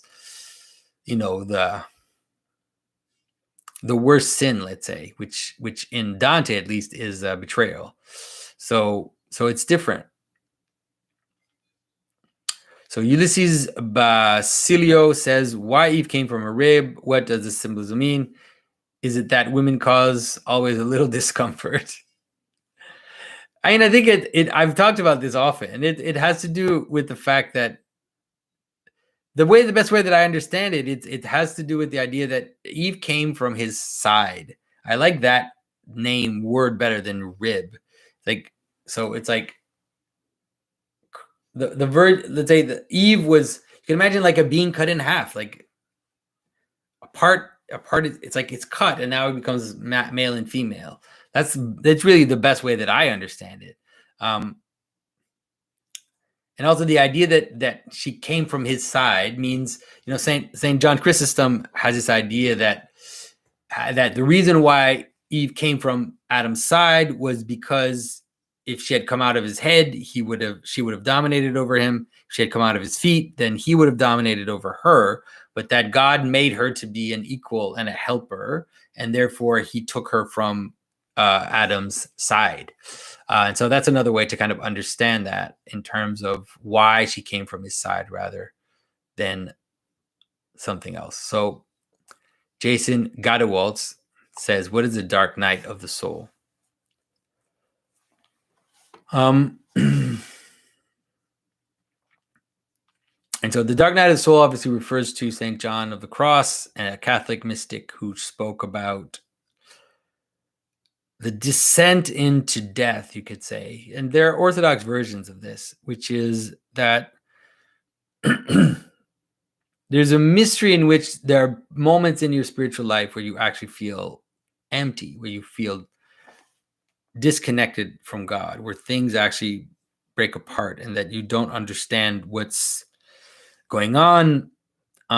And that it really is kind of this, it's related to baptism symbolism. You could say it's related to the fact that you have to kind of go down before you go up. And you have to break down your presuppositions and break down your false understanding in order to not just intellectually, but like even physically, and the way that what we trust and the things we that give us joy and the things. So it's almost like a kind of spiritual depression, you could call it. And St. John the Cross talked about this as a necessary part of the spiritual life, where we go down and then God brings us back up.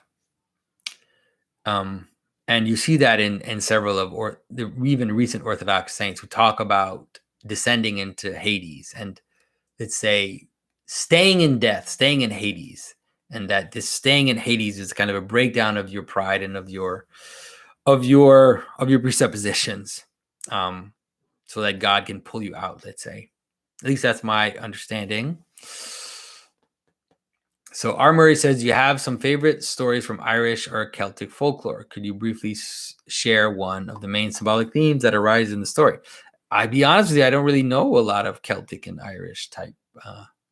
So I don't really have an example which comes to mind. Yeah. So Lynn Holland is, if the best parts of Christianity to put love at the top of the hierarchy, then would a society which puts fear at the top of would be anti-Christian? Totally not talking about the Western reaction to a respiratory virus here.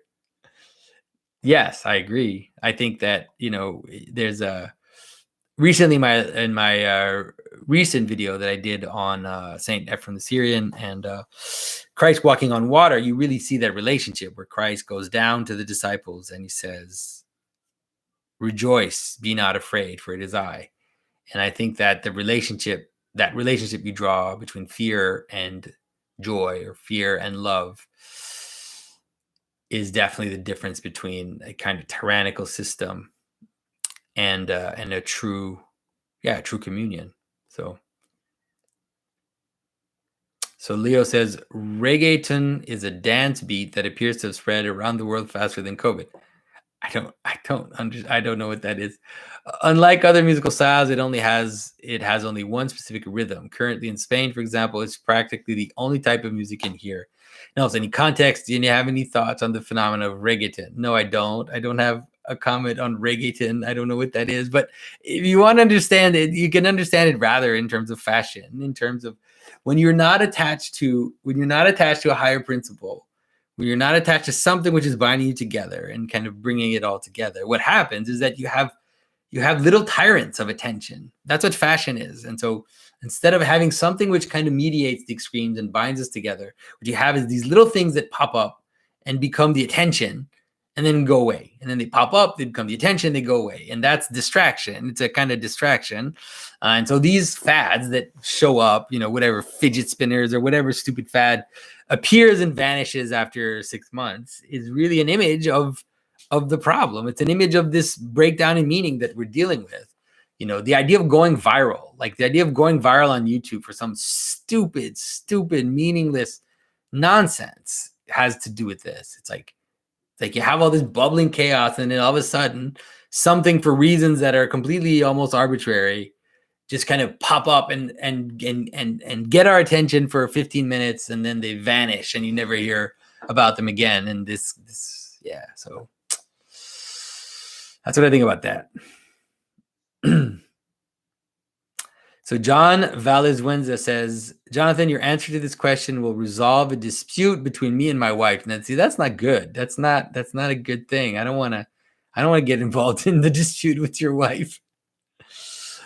All right. A friend of mine recommended exercising along with a YouTube channel called Yoga with Cassandra as a way to improve my flexibility. I find the stretches very effective and they don't take too much time. My wife says that yoga is a part of the Buddhist liturgy and that it's bringing paganism into our home. So my question is, am I bringing paganism into my home? I have promised my wife I will abide by your judgment. Man, what is this? I'm counting on you. Don't let me down. Keep up the good work. Well, I have said that I would not do yoga myself. And the reason why I would not do yoga is because I do think that yoga at the outset in India is usually a kind of spiritual practice. It's embodied, but it's a movement towards embodying certain spiritual principles or transforming yourself in the light of certain spiritual principles. And so I feel like because of that, a lot of the pop yoga that we see it's like this liminal space that we were talking about before. It's like these haunted spaces where you have these residue of this yoga that people just don't understand, and they don't know what they're dealing with, and see it as just stretching. And so they do these stretches. And the thing is that I understand that probably they're good stretches because there's no contradiction between, a spiritual practice making you healthier and then also being a kind of, vehicle for something else. And so I think that's a problem. Like, I don't think you're bringing paganism into your house, but I think it's kind of like this weird liminal space that we talked about. It's kind of like you've got all this stuff that is half meaningful, and it's not connected to your culture, and you don't totally understand it. You don't know what you're doing. The person who's teaching it on the YouTube channel doesn't know what they're doing. And so they're getting involved in all these weird patterns that they don't understand and that they don't master. And so I think that I would say that beyond the specifics of people, getting healthier doing yoga, I think in general, this kind of weird yoga obsession is part of the breakdown. Like, it participates in the breakdown. So I don't have an answer for you. Like I said, I'm not saying you shouldn't do stretching or whatever, and some of these stretches are good. I'm just saying my general perception of what I think yoga is doing to our world, let's say.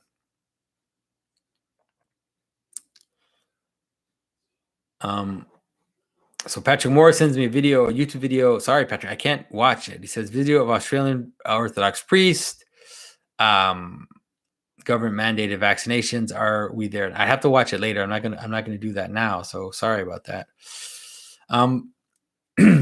So Marcus Anderson. So question about the symbolism of finding treasure at the margin. If you use the cosmic mountain as an image, why would treasure be found where lawlessness and unmorality increases at the edge? Is this something related to the position of showbread north in the temple? Thanks. I don't know if it's related to that, but for sure what it's related to is that the world is full of God's glory. It always is. And so the margin in the potential is hiding sparks. It's hiding potentials that can rise up and become very important. And so the idea of finding a treasure on the edge has to do with that, has to do with out there in the darkness, there are things which are valuable, but that you don't necessarily recognize yet. And so you can have the surprise of discovering something valuable hiding there. That's the symbolism of the fisherman that Christ talks about. And so you can imagine throwing your net out into the nations and then surprisingly finding these sparks of God that are hiding there in the darkness. And so that's what it has to do. But you can understand it in terms of a practice. Let's say you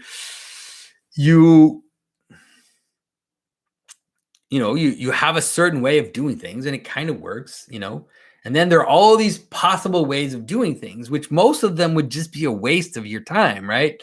And so you have all these possible ways of doing things and possible other tools you could use or other things you could use, but there's so many that it's like it's you could lose yourself in there. But sometimes you have an intuition, and then you find something in the darkness, something in potential that you haven't tapped in yet, which ends up being a shining light, like something which will then be integrated and will bring about certain solutions that you had never thought about, that you never could have imagined. And so that is also part of that kind of symbolism. So Keenan Wang asks, you mentioned sloth has to do with attention and that business can actually be slothful. Yes. What's the symbolic nature of lust? Is there a way that the concept is broader than normally expected? And so, yeah, for sure, in the sense that lust or eros, if we kind of broaden it, the idea of erotic desire is definitely something which is more than just negative. Like there's some fathers that actually talk. I'm reading Timothy Petitz's book right now, the Ethics of Beauty, and he clearly explains how eros or lust or desire is actually supposed to be the driving force or the motor by which we are actually seduced by God, that we fall in love with God and we fall in love with the things of God. And so lust or eros is not something which is bad in itself. It's just that, if it's directed in the wrong direction, then it can become a kind of tyranny. So Ari Fisher says, "Hey, Maximos, as I understand it, Vervaeke makes a solid case that the best way to understand the process of relevance realization is not deliberative and teleological, but something more like an evolutionary process. Therefore, a phenomenological description that says that this points towards that good, because the good has something akin to will or intellect, is less accurate because it implies teleology than a non-theistic conception of the sacred." How would you respond? Sometimes I sense there's a real ground for new naturalistic evolutionistic religion in his work. Would that be the Antichrist? His sister, don't ask me if John Vervaeke is the Antichrist. What kind of question is that? His sister reminds me of time while yours is more space. Perhaps we should have faith then that one day it will crown Christianity. So I think I've explained it several times before, which is that this is a process which happens both ways. It is bottom up and is top down. And so, for example, things point towards the good to the extent that you are a being that recognizes the good. And so you can't find that pointing towards the good in the messiness of the process. It's above the messiness of the process. And as conscious beings, we perceive the good and we see that things are moving towards the good. And that good sometimes is after the fact, appears to us after the fact, is revealed to us after the fact. But it's nonetheless true. It's nonetheless real. And that good nonetheless preceded the process. Even if we can't see the causality. So a very simple example, like in terms of, a kind of evolutionary biologist would say that eyes are not for seeing. That's not right. They're not for seeing. Eyes are a messy bottom-up process of selection and mutation and reproduction, which brought about the capacity to perceive images and to interpret them or whatever, but eyes are not for seeing. But that's just not true. Eyes are for seeing. They just are. We know they are. We look at eyes and we realize that those eyes are for seeing. And and whatever process brought them about, they brought them about in order for them to be able to see. And pay attention to an evolutionary type biologist for 10 minutes and you'll see that although he will explicitly say that eyes are not for seeing, you will find that same person slipping 5 minutes later and speaking in teleological language, because we are teleological beings, because we perceive teleology. And to just say that that is not real, that that is an illusion, that that is whatever, is to deny your experience. It's just to deny the experience of being the conscious being, which is perceiving these processes, which is capable of naming them, which is capable of mapping them out. We are the ones doing that. And we see telos in all of these things. And that telos is real, because without consciousness participating or the culmination of relevance realization in something like consciousness, nothing really exists. So I hope that answers that. It'd be good for me to talk to John about it more and maybe kind of try to work out a better explanation for it, but that's at least how I see it. All right, so Norm Gonday says, the mystery of Christ's pierced right side is inexhaustible, referencing not only the baptism and the Eucharist, Eve and the church, but also to show that Jesus is the new temple that Ezekiel envisions as the river flows out of the right side to the east of it. Also, Matthew writes that those on Jesus's right are the ones to be saved. In my church, though, in the crucifix above the altar, Christ is pierced on his left side. Wow, interesting.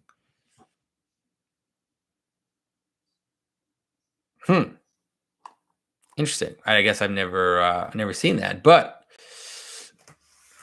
it's one of those things that you have to not get too caught up in, especially left and right symbolism. So we can recognize right hand symbolism, let's say, even when it's on the left. And I've explained this several times. One of the reasons why it tends to flip back and forth is that when we say left and right, it depends from what perspective we're talking about. And so because of that, this symbolism can tend to flip from one to the other. But even if it flips, it still is manifesting similar things. And also, it's also possible that your crucifix is just an idiosyncratic crucifix, because idiosyncrasies happen all the time. People get tradition wrong, people make things up, people modify tradition, and then there's a process by which those, like your idiosyncratic crucifix, will probably be the only one, or there will be a few of those, and the one with Christ being pierced on his right will win, right? Will end up surviving, and the other one will just vanish. So Kevin Patterson says, Peterson talks about knowing your own capacity for danger, or don't be harmless, so that people will respect you. What's the symbolic meaning of this growing a spine while aiming to live peacefully? It feels like a descent into division. I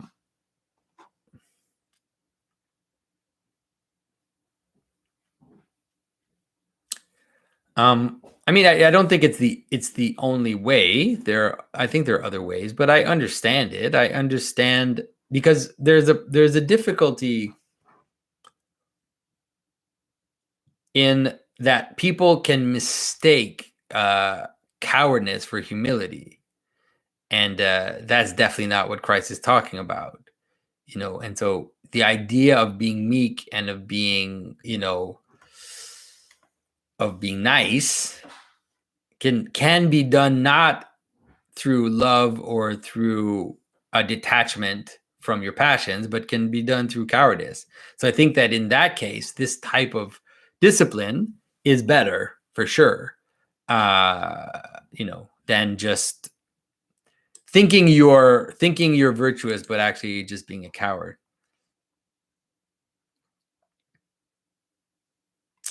So Dorothea says, is there a feminine symbolism to archery? I'm thinking here of the goddess Diana and the Japanese priestesses. Their sacred weapons was a bow and an arrow.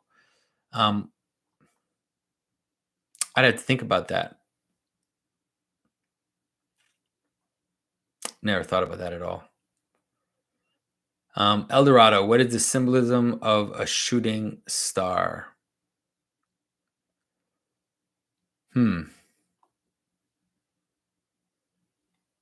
That's why have I never thought about that? Huh. Like what does it mean when you have these celestial things that kind of are moving in the heaven? I wonder if that's also not part of the symbolism of the falling angels, if shooting stars didn't participate in that type of symbolism. Man, you guys are asking really tough questions. It's also, I'm running out of steam. Is what's going on. All right, Amy. Hi, Jonathan. Have you read Gravity and Grace by Simon Weil? It really impacted me, specifically your idea that we must create a void within ourselves, and in that emptiness is where God can exist. We must lose ourselves. Yet the void is unexpected hatred arises, and in that same void is hell. What's your take on this? that contradicting attributes arise from each other. So when one does good, there's also arises an evil which one must put into themselves instead of the world. I mean, I never read this, so I don't really totally understand. I think the idea of creating a void is definitely something true, like this, that a kind of self-emptying is the way in which God fills you. That's why ascetic practices and humility are part of the Christian image. And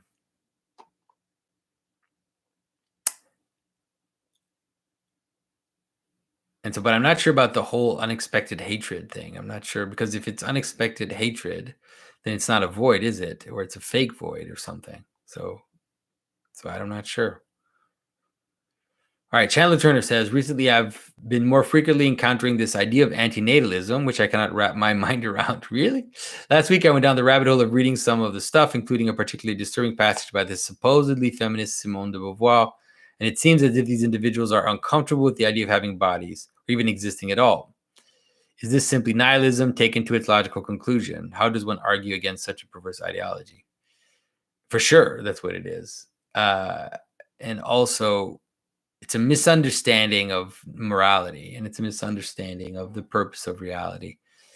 It's a misunderstanding of the way in which suffering can be transformed, rather than the idea that suffering should be eliminated from the world.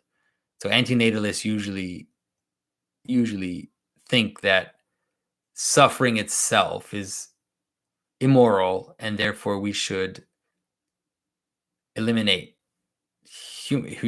life, so that, not eliminate, but at least not procreate, so that there's less suffering in the world.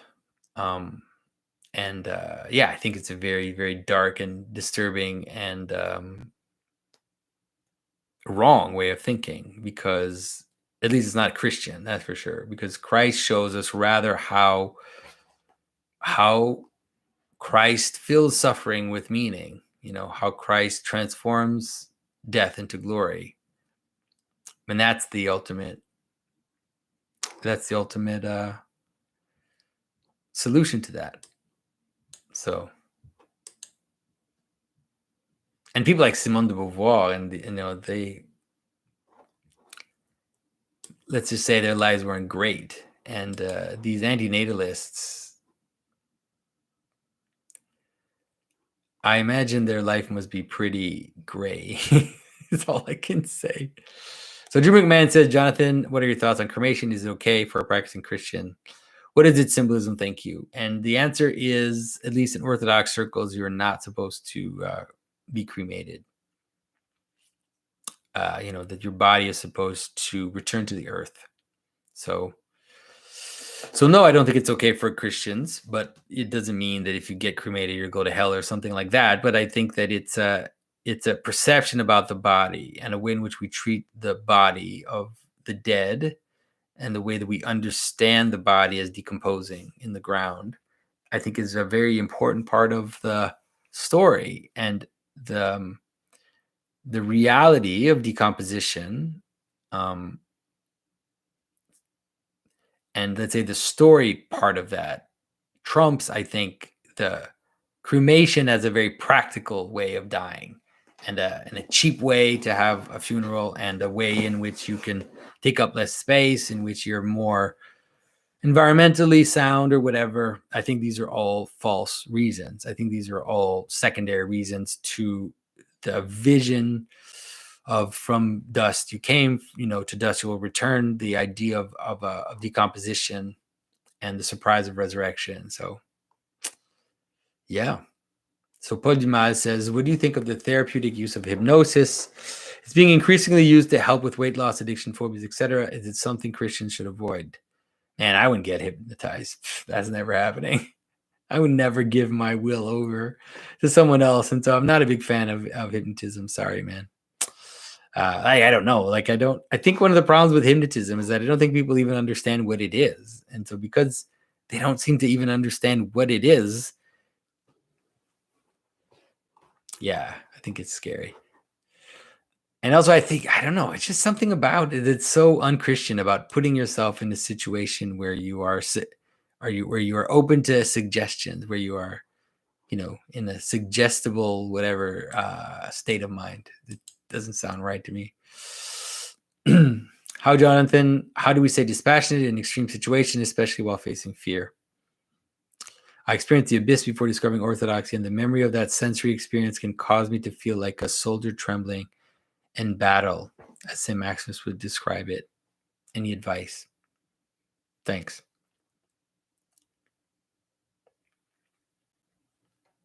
I would say pray, man. I don't know. I don't know what else there is. To pray the Jesus prayer. And as the saints say, to hide yourself in Christ, right? To use Christ as a cover. All right, so Connor Mitchell adds, it is quite clear that the pattern of coercion surrounding the shot is almost a perfect match with the coercive methods described in Revelation in regards to the mark. However, there is also a place for an authority to withhold privileges and direct behavior in a just order as well. Is there anything explicitly demonic about the shot itself? Sorry, I'm not using the words just because I don't want to get banned. Aside from an inappropriate place in the hierarchy, more important than attending church, desiring to determine what levels I comply in a profession that I'm sworn to follow orders. Yes, there is another aspect of it which is disturbing, which is obviously the difficulty of injecting a foreign substance into your body. Now, there's nothing wrong with that in itself. It can be a garment of skin. It can be a medicine. But the idea that you would inject a foreign substance into your body in order to be able to participate in society itself, your own society, your own identity, your own church, your own businesses, not the idea of going to a foreign country.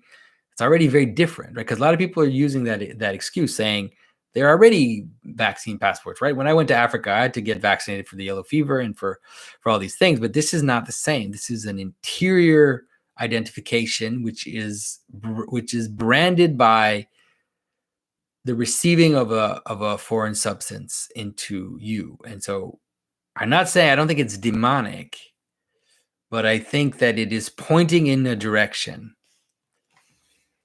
which has to do with the idea of the strange as a marker of identity, and the idea of the strange, of documenting the strange or using the strange as a method of calculation to account for everything, as I've said, and so it has strangely something to do with the explosion of gender identities, right? The idea that these strange markers become, it's almost like a weird inversion. It's like something strange, something foreign is that which shows that you belong to the society. And so it's like a weird upside down thing. Anyways, so more coming in my video if I ever have the wisdom to do it. So Mido Hamid Ali. Hi, Jonathan. What are your thoughts on idealism? Basically argued that consciousness is fundamental and the nature of it is mental, not your mind alone or mind, but mind at large. Merci. And so why is it that I don't like idealism? Or why do I don't like the mind-only solution? And the reason why I don't like it is I dislike any theory that posits that a major aspect of reality is an illusion. It annoys me. From a phenomenological point of view, it just annoys me. And so we are the minds. We are the minds in which our experience is happening. Now, we can posit higher minds when Christians do. And we can posit the kind of existence, this fractal existence within these higher minds that culminate into the one, or into God, or into infinite mind, let's say. But I think that positing let's say, negating the existence of the lower beings and negating the existence of body or negating the existence of the material world and saying it's an illusion and saying that your own experience of being a independent being is an illusion, all of that stuff just, it actually ends up just being meaningless to me.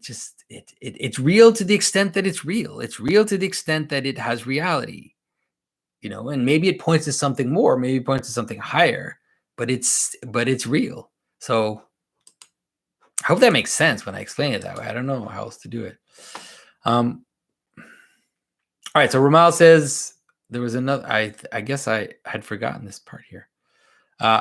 Could you please elaborate more in the symbolism of dogs? I've seen an old lecture that you talked briefly about dogs marking ends, crypto, and Cerberus, and saw that kind of applies also in the context of cynocephaly and the Canaanite woman. Yes, but I'm still struggling to understand how all that is associated with dogs. So why is it dogs? Because dogs are extensions of humans. Dogs are tamed animals. They are animals that are the extension of the will of humans.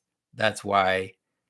But they're also an immediate danger because of that, because they're so close to us. They're maybe the animal that is the closest to us in all of creation is the dog, because it follows your orders. You can train it. It has even can kind of be humanized in the way in which you interact with your dog. But because of that, it marks the limit between humans and animals, because it's like the place where animals and other animals, right? So human, dog, and then other animals. And so that's why it also marks the limit. But it's also dangerous because that energy can turn against other humans, can turn against you. All of that can happen because they're so close to you. Then they can maul you, or they can bite you, or they can, yeah. So Kelly Madden asks, in his book, Matthew says, humanity's impetus in the universe can adequately be summed up as informing matter with meaning and expressing meaning with matter. Page 50. Is that how we should understand, in part, the Lord's foundational command, fill the earth and subdue it? It's exactly how you should understand that. It's exactly how you should understand that. And so it's like, imagine humans moving out and filling up the earth, and therefore giving meaning and name to all the potentiality which is there. And so that's what the subduing is. So you fill and then you subdue, in the sense that you make it participate in meaning. So yes. So Adam Shallard, hi Jonathan, my recent seizures have had me thinking about the symbolism of seizures. My most recent one came before the healing of the epileptic son. I know symbolism isn't good or bad, so don't hold back. Thank you. So yeah, I'm sorry I saw that, Adam, that you were having seizures again. So I was quite sad to see that. But I mean, seizures are seizures are a breakdown between heaven and earth. They're a moment where your body goes into frenetic, uncontrollable movements that you don't control, and so that's what seizures are. They're a manifestation of a break in communion between that which is above and that which is below. Yeah, so that's what it is. All right, guys, it's 10:13. And so let's see. We've got a lot of super chats. So let's see. Let me just kind of move slowly through these. I feel I should be super tired, but I actually have some energy. I took a nap before the Babylon Bee interview because so Adam Shallard for $5 says, last month's question didn't come through. What is the symbolism of seizures?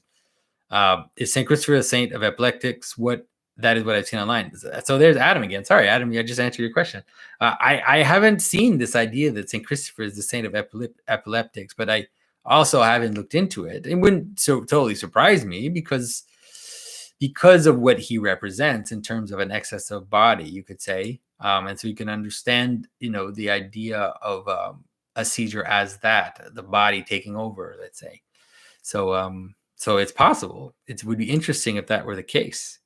I still have that little icon of St. Christopher. Adam carved this little icon of St. Christopher out of soap one time, a long time ago in one of my classes, and I still have it. So further wrote, "What's your diet like during quarantine, Jonathan?" for $5 USD. And so I couldn't taste anything, so I didn't really care. I wasn't really hungry too, because it's just weird when you don't taste anything. And so I just ate 2 meals a day, and they were very simple, mostly protein and vegetables. So it was just boring. I don't remember really what I was eating because I didn't really care. It was just all cardboard to me. So St. George for $10 USD said, "Did you see the Kanye events in the final when he sets himself on fire as a baptism symbol and ends with a wedding?" I didn't watch the events because I don't have Apple Music, but I did see some highlights of it, and I don't know, man. Kanye's 50-50, Kanye's 50-50. So I don't know, I can understand the setting on fire. And I did see those images of the wedding, which was odd because it's with his divorced wife, which is just kind of weird. Maybe he still loves her or whatever. I don't know. So to be honest, I didn't think much of a lot of these events.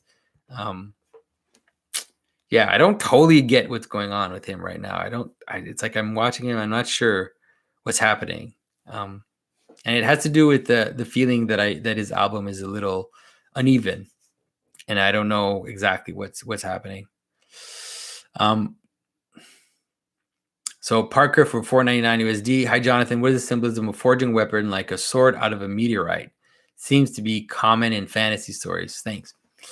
I mean, it's a heavenly sword. It's a sword that comes from heaven. It's not that complicated. It's like a sword is already a kind of image of light or of this thing that comes down. This judging. All of that. And so the idea of making a sword out of a heavenly stone is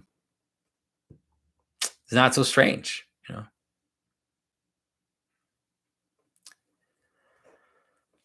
So Lion says, "May I have your top 3 books that bring you the fondest memories, not including the Bible, please. I'm a bibliophile and love to collect."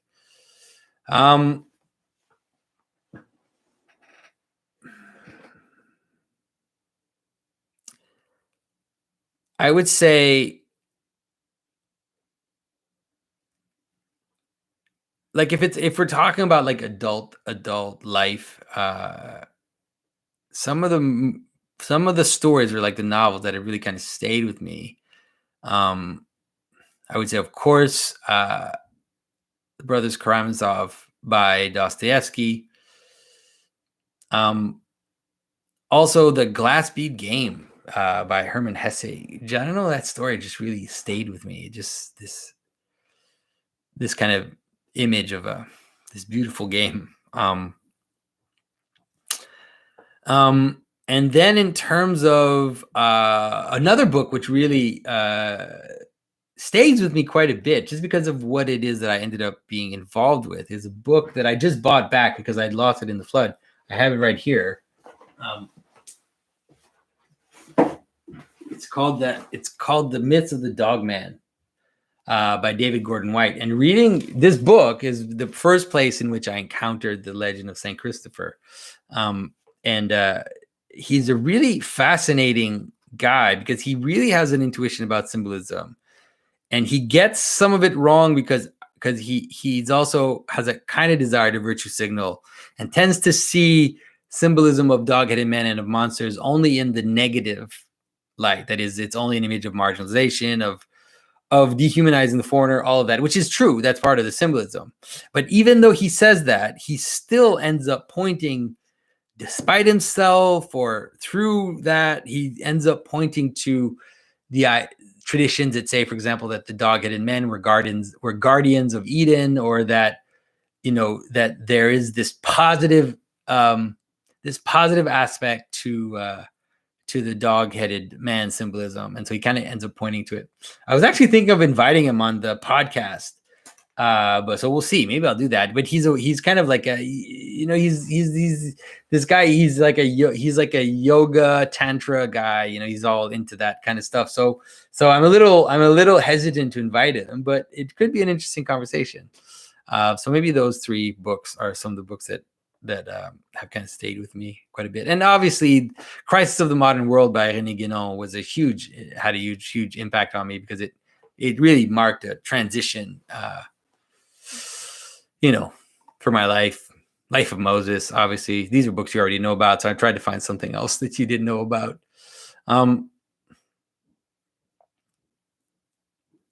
So Ray Fleming for 5 British pounds. I noticed that hair has a double symbolism of being dead material on the one hand, but also symbolize glory. Does this apply to all marginalia? I mean, not necessarily to all marginalia, but it applies to marginalia, which is that, for example, in marginalia, let's say in a manuscript, you find both ornament and monsters. And ornament is a form of glory, right? And so you're right. And so this is the thing that I'm telling you guys about the connection between death and glory, and how one can become the other, and that seems to account for a lot of the symbolism from Genesis to Christ, is how death and glory seems to be something like the same thing, but one, a different direction, let's say. So Louis Duran says, why was the idol made after the flight of Egypt a golden calf? Well, because animals are at the bottom of the mountain, right? It has to do with the garments of skin.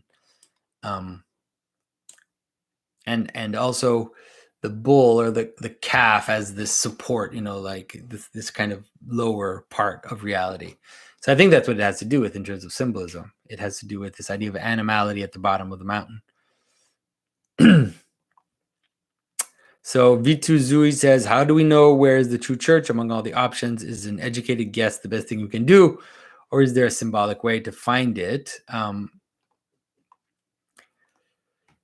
And so, I mean, I did my own, like I went on my own path, and I think that I do believe that the Orthodox tradition, because it has preserved the most mystical vision of Christianity, because it has preserved the image of theosis and the image of, this image of Christ as filling up the world, all of these things, which are a little bit there in other denominations, you could say, but for sure have been preserved more fully in the Orthodox Church. And so I can only say it from my experience. So Purple Dinosaur for $5, would you make of near-death experience phenomena? Hearing various accounts has helped shake me out of materialist mindset I was inculcated with. I mean, I know a lot of people that say that. For some reason, I'm suspicious of them. I'm suspicious of them because I think some people are lying. I think some people are not telling the truth. I think some are. Some basic things that people seem to experience seem interesting. Like they say, the light at the end of the tunnel. Like that's obviously a very simple but very powerful image of a transition, right, between two worlds. And so there are different things like that. But some people, they go really far in their descriptions, and some of those descriptions are shady, in my opinion. So I'm a little suspicious of them. But I'm happy if that does help you, if that's helped you to kind of break your materialist mindset. So Carlos Varga, $4.99 USD says, hey, Jonathan, my question is, will the church have a specific role to play in terms of evangelization in the revival after the death of Christianity? And so I think it's important to say, like, I kind of say Christianity's dying, Christianity's going to die, but I think it's really important to say that at least Christ says that the church will not completely die, because he says, the doors of Hades will not prevail upon the church. So I think that we have to see it as this kind of descent, but not a complete disappearance and not a complete death. And so I do believe that the church will play a role in reseeding the world, you could say. I don't know how, I don't know exactly what that means, but for sure the body of Christ will participate in that. So the new guy for 489, do angels of humanity, are they capable of love, or are they simply obeying the commandments of God without emotion? Yeah, that's tough. Those are tough to answer. I think it's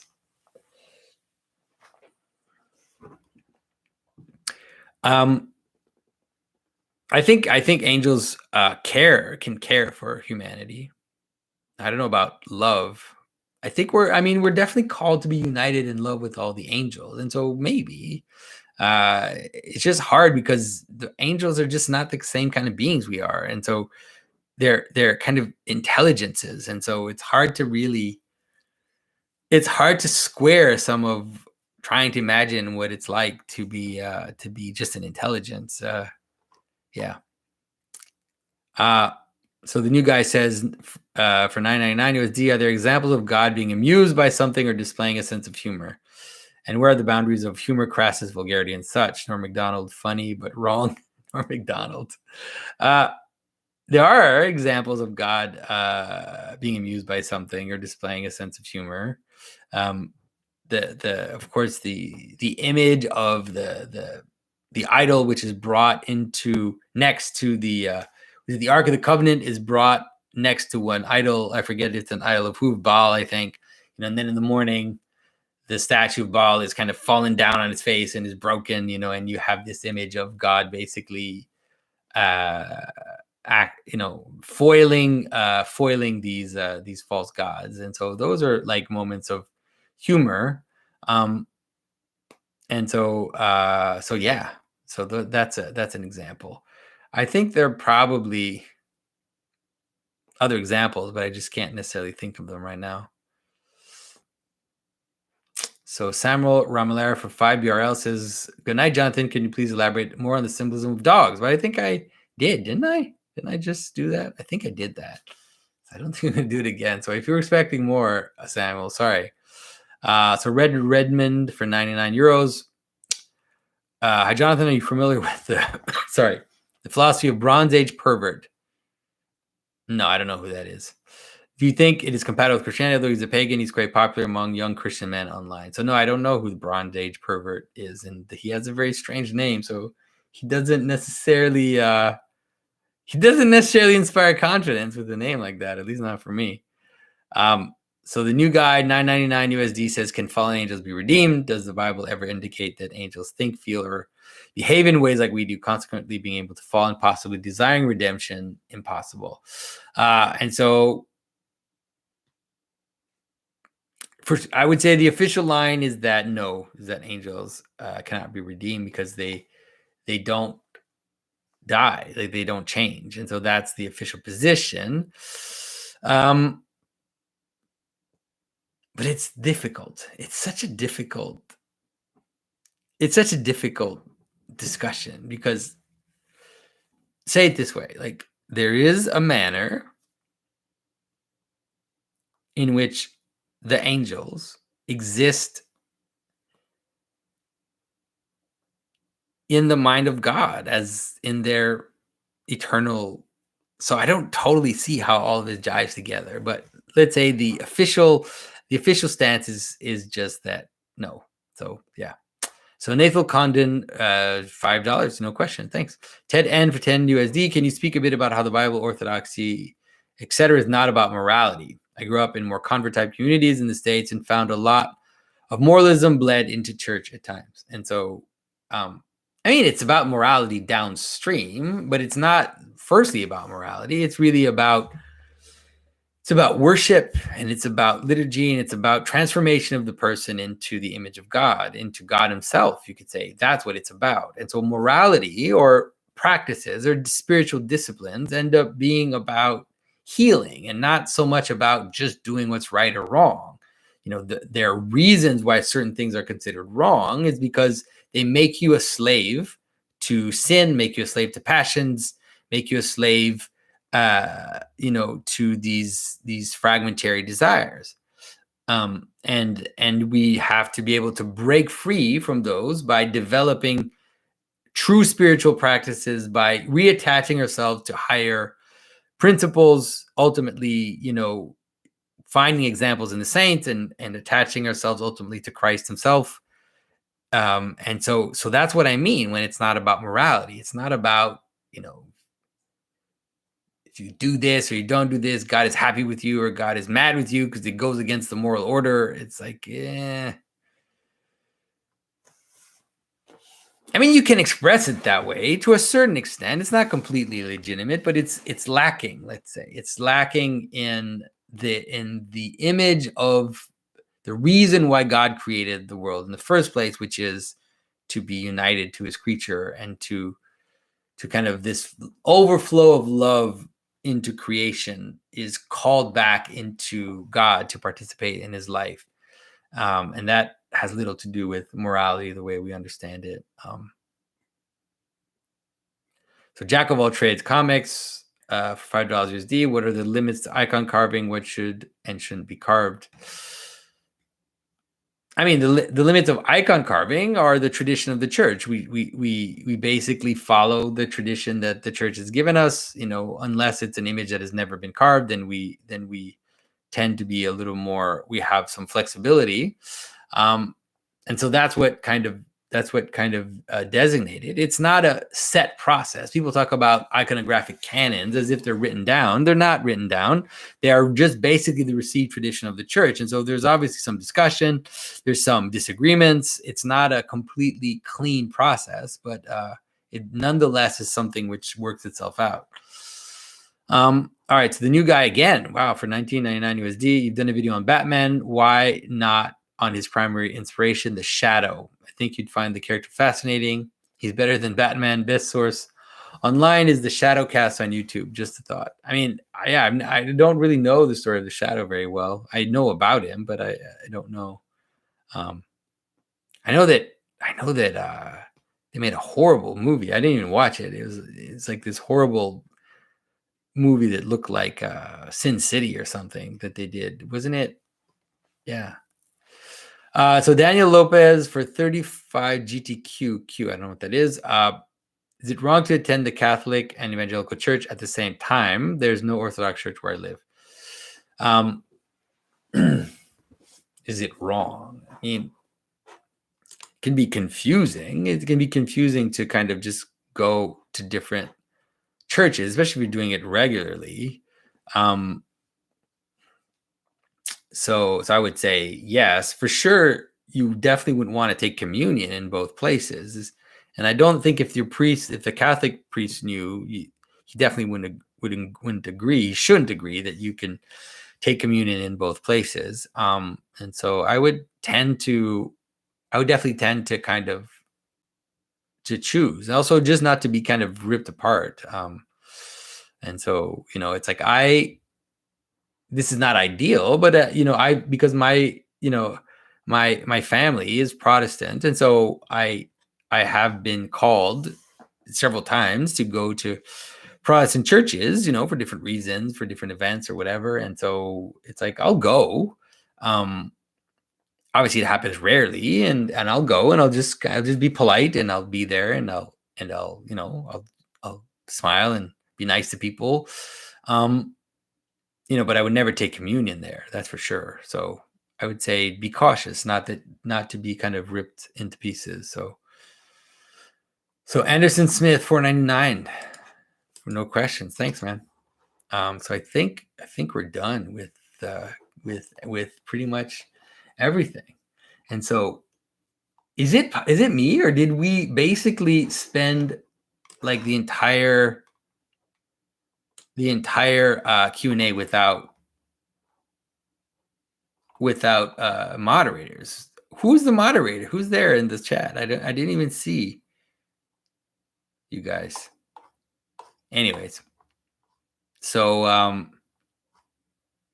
yeah, so thanks for everybody. Thanks for your time. Thanks for your attention. Thanks for everything. Sorry that the month of August has been a little weird. Less videos than I guess I usually put up, but hopefully I'll be able to catch up this month and in the next few months. And so stay tuned for the things that I talked about, my discussion with Jordan Peterson, John Vervaeke, my discussion with Jay Dyer, Babylon Bee, all that stuff.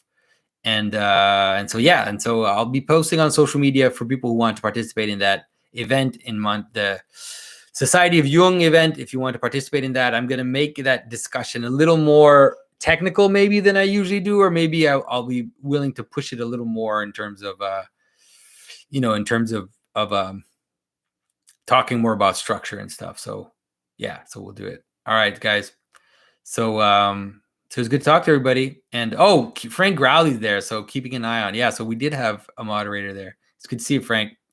And then someone says, we must be so well behaved this time. I actually feel like that it's true. I didn't see, because often I kind of see scrolling, all of a sudden I see like all these messages being like, removed or being blocked or whatever because of these spam bots and all this stuff. So yeah, who knows? So so thanks everybody, and yeah, stay tuned. I will see you next month. Thanks again for everybody who's supporting me. I really appreciate it, and talk to you very soon. Bye bye.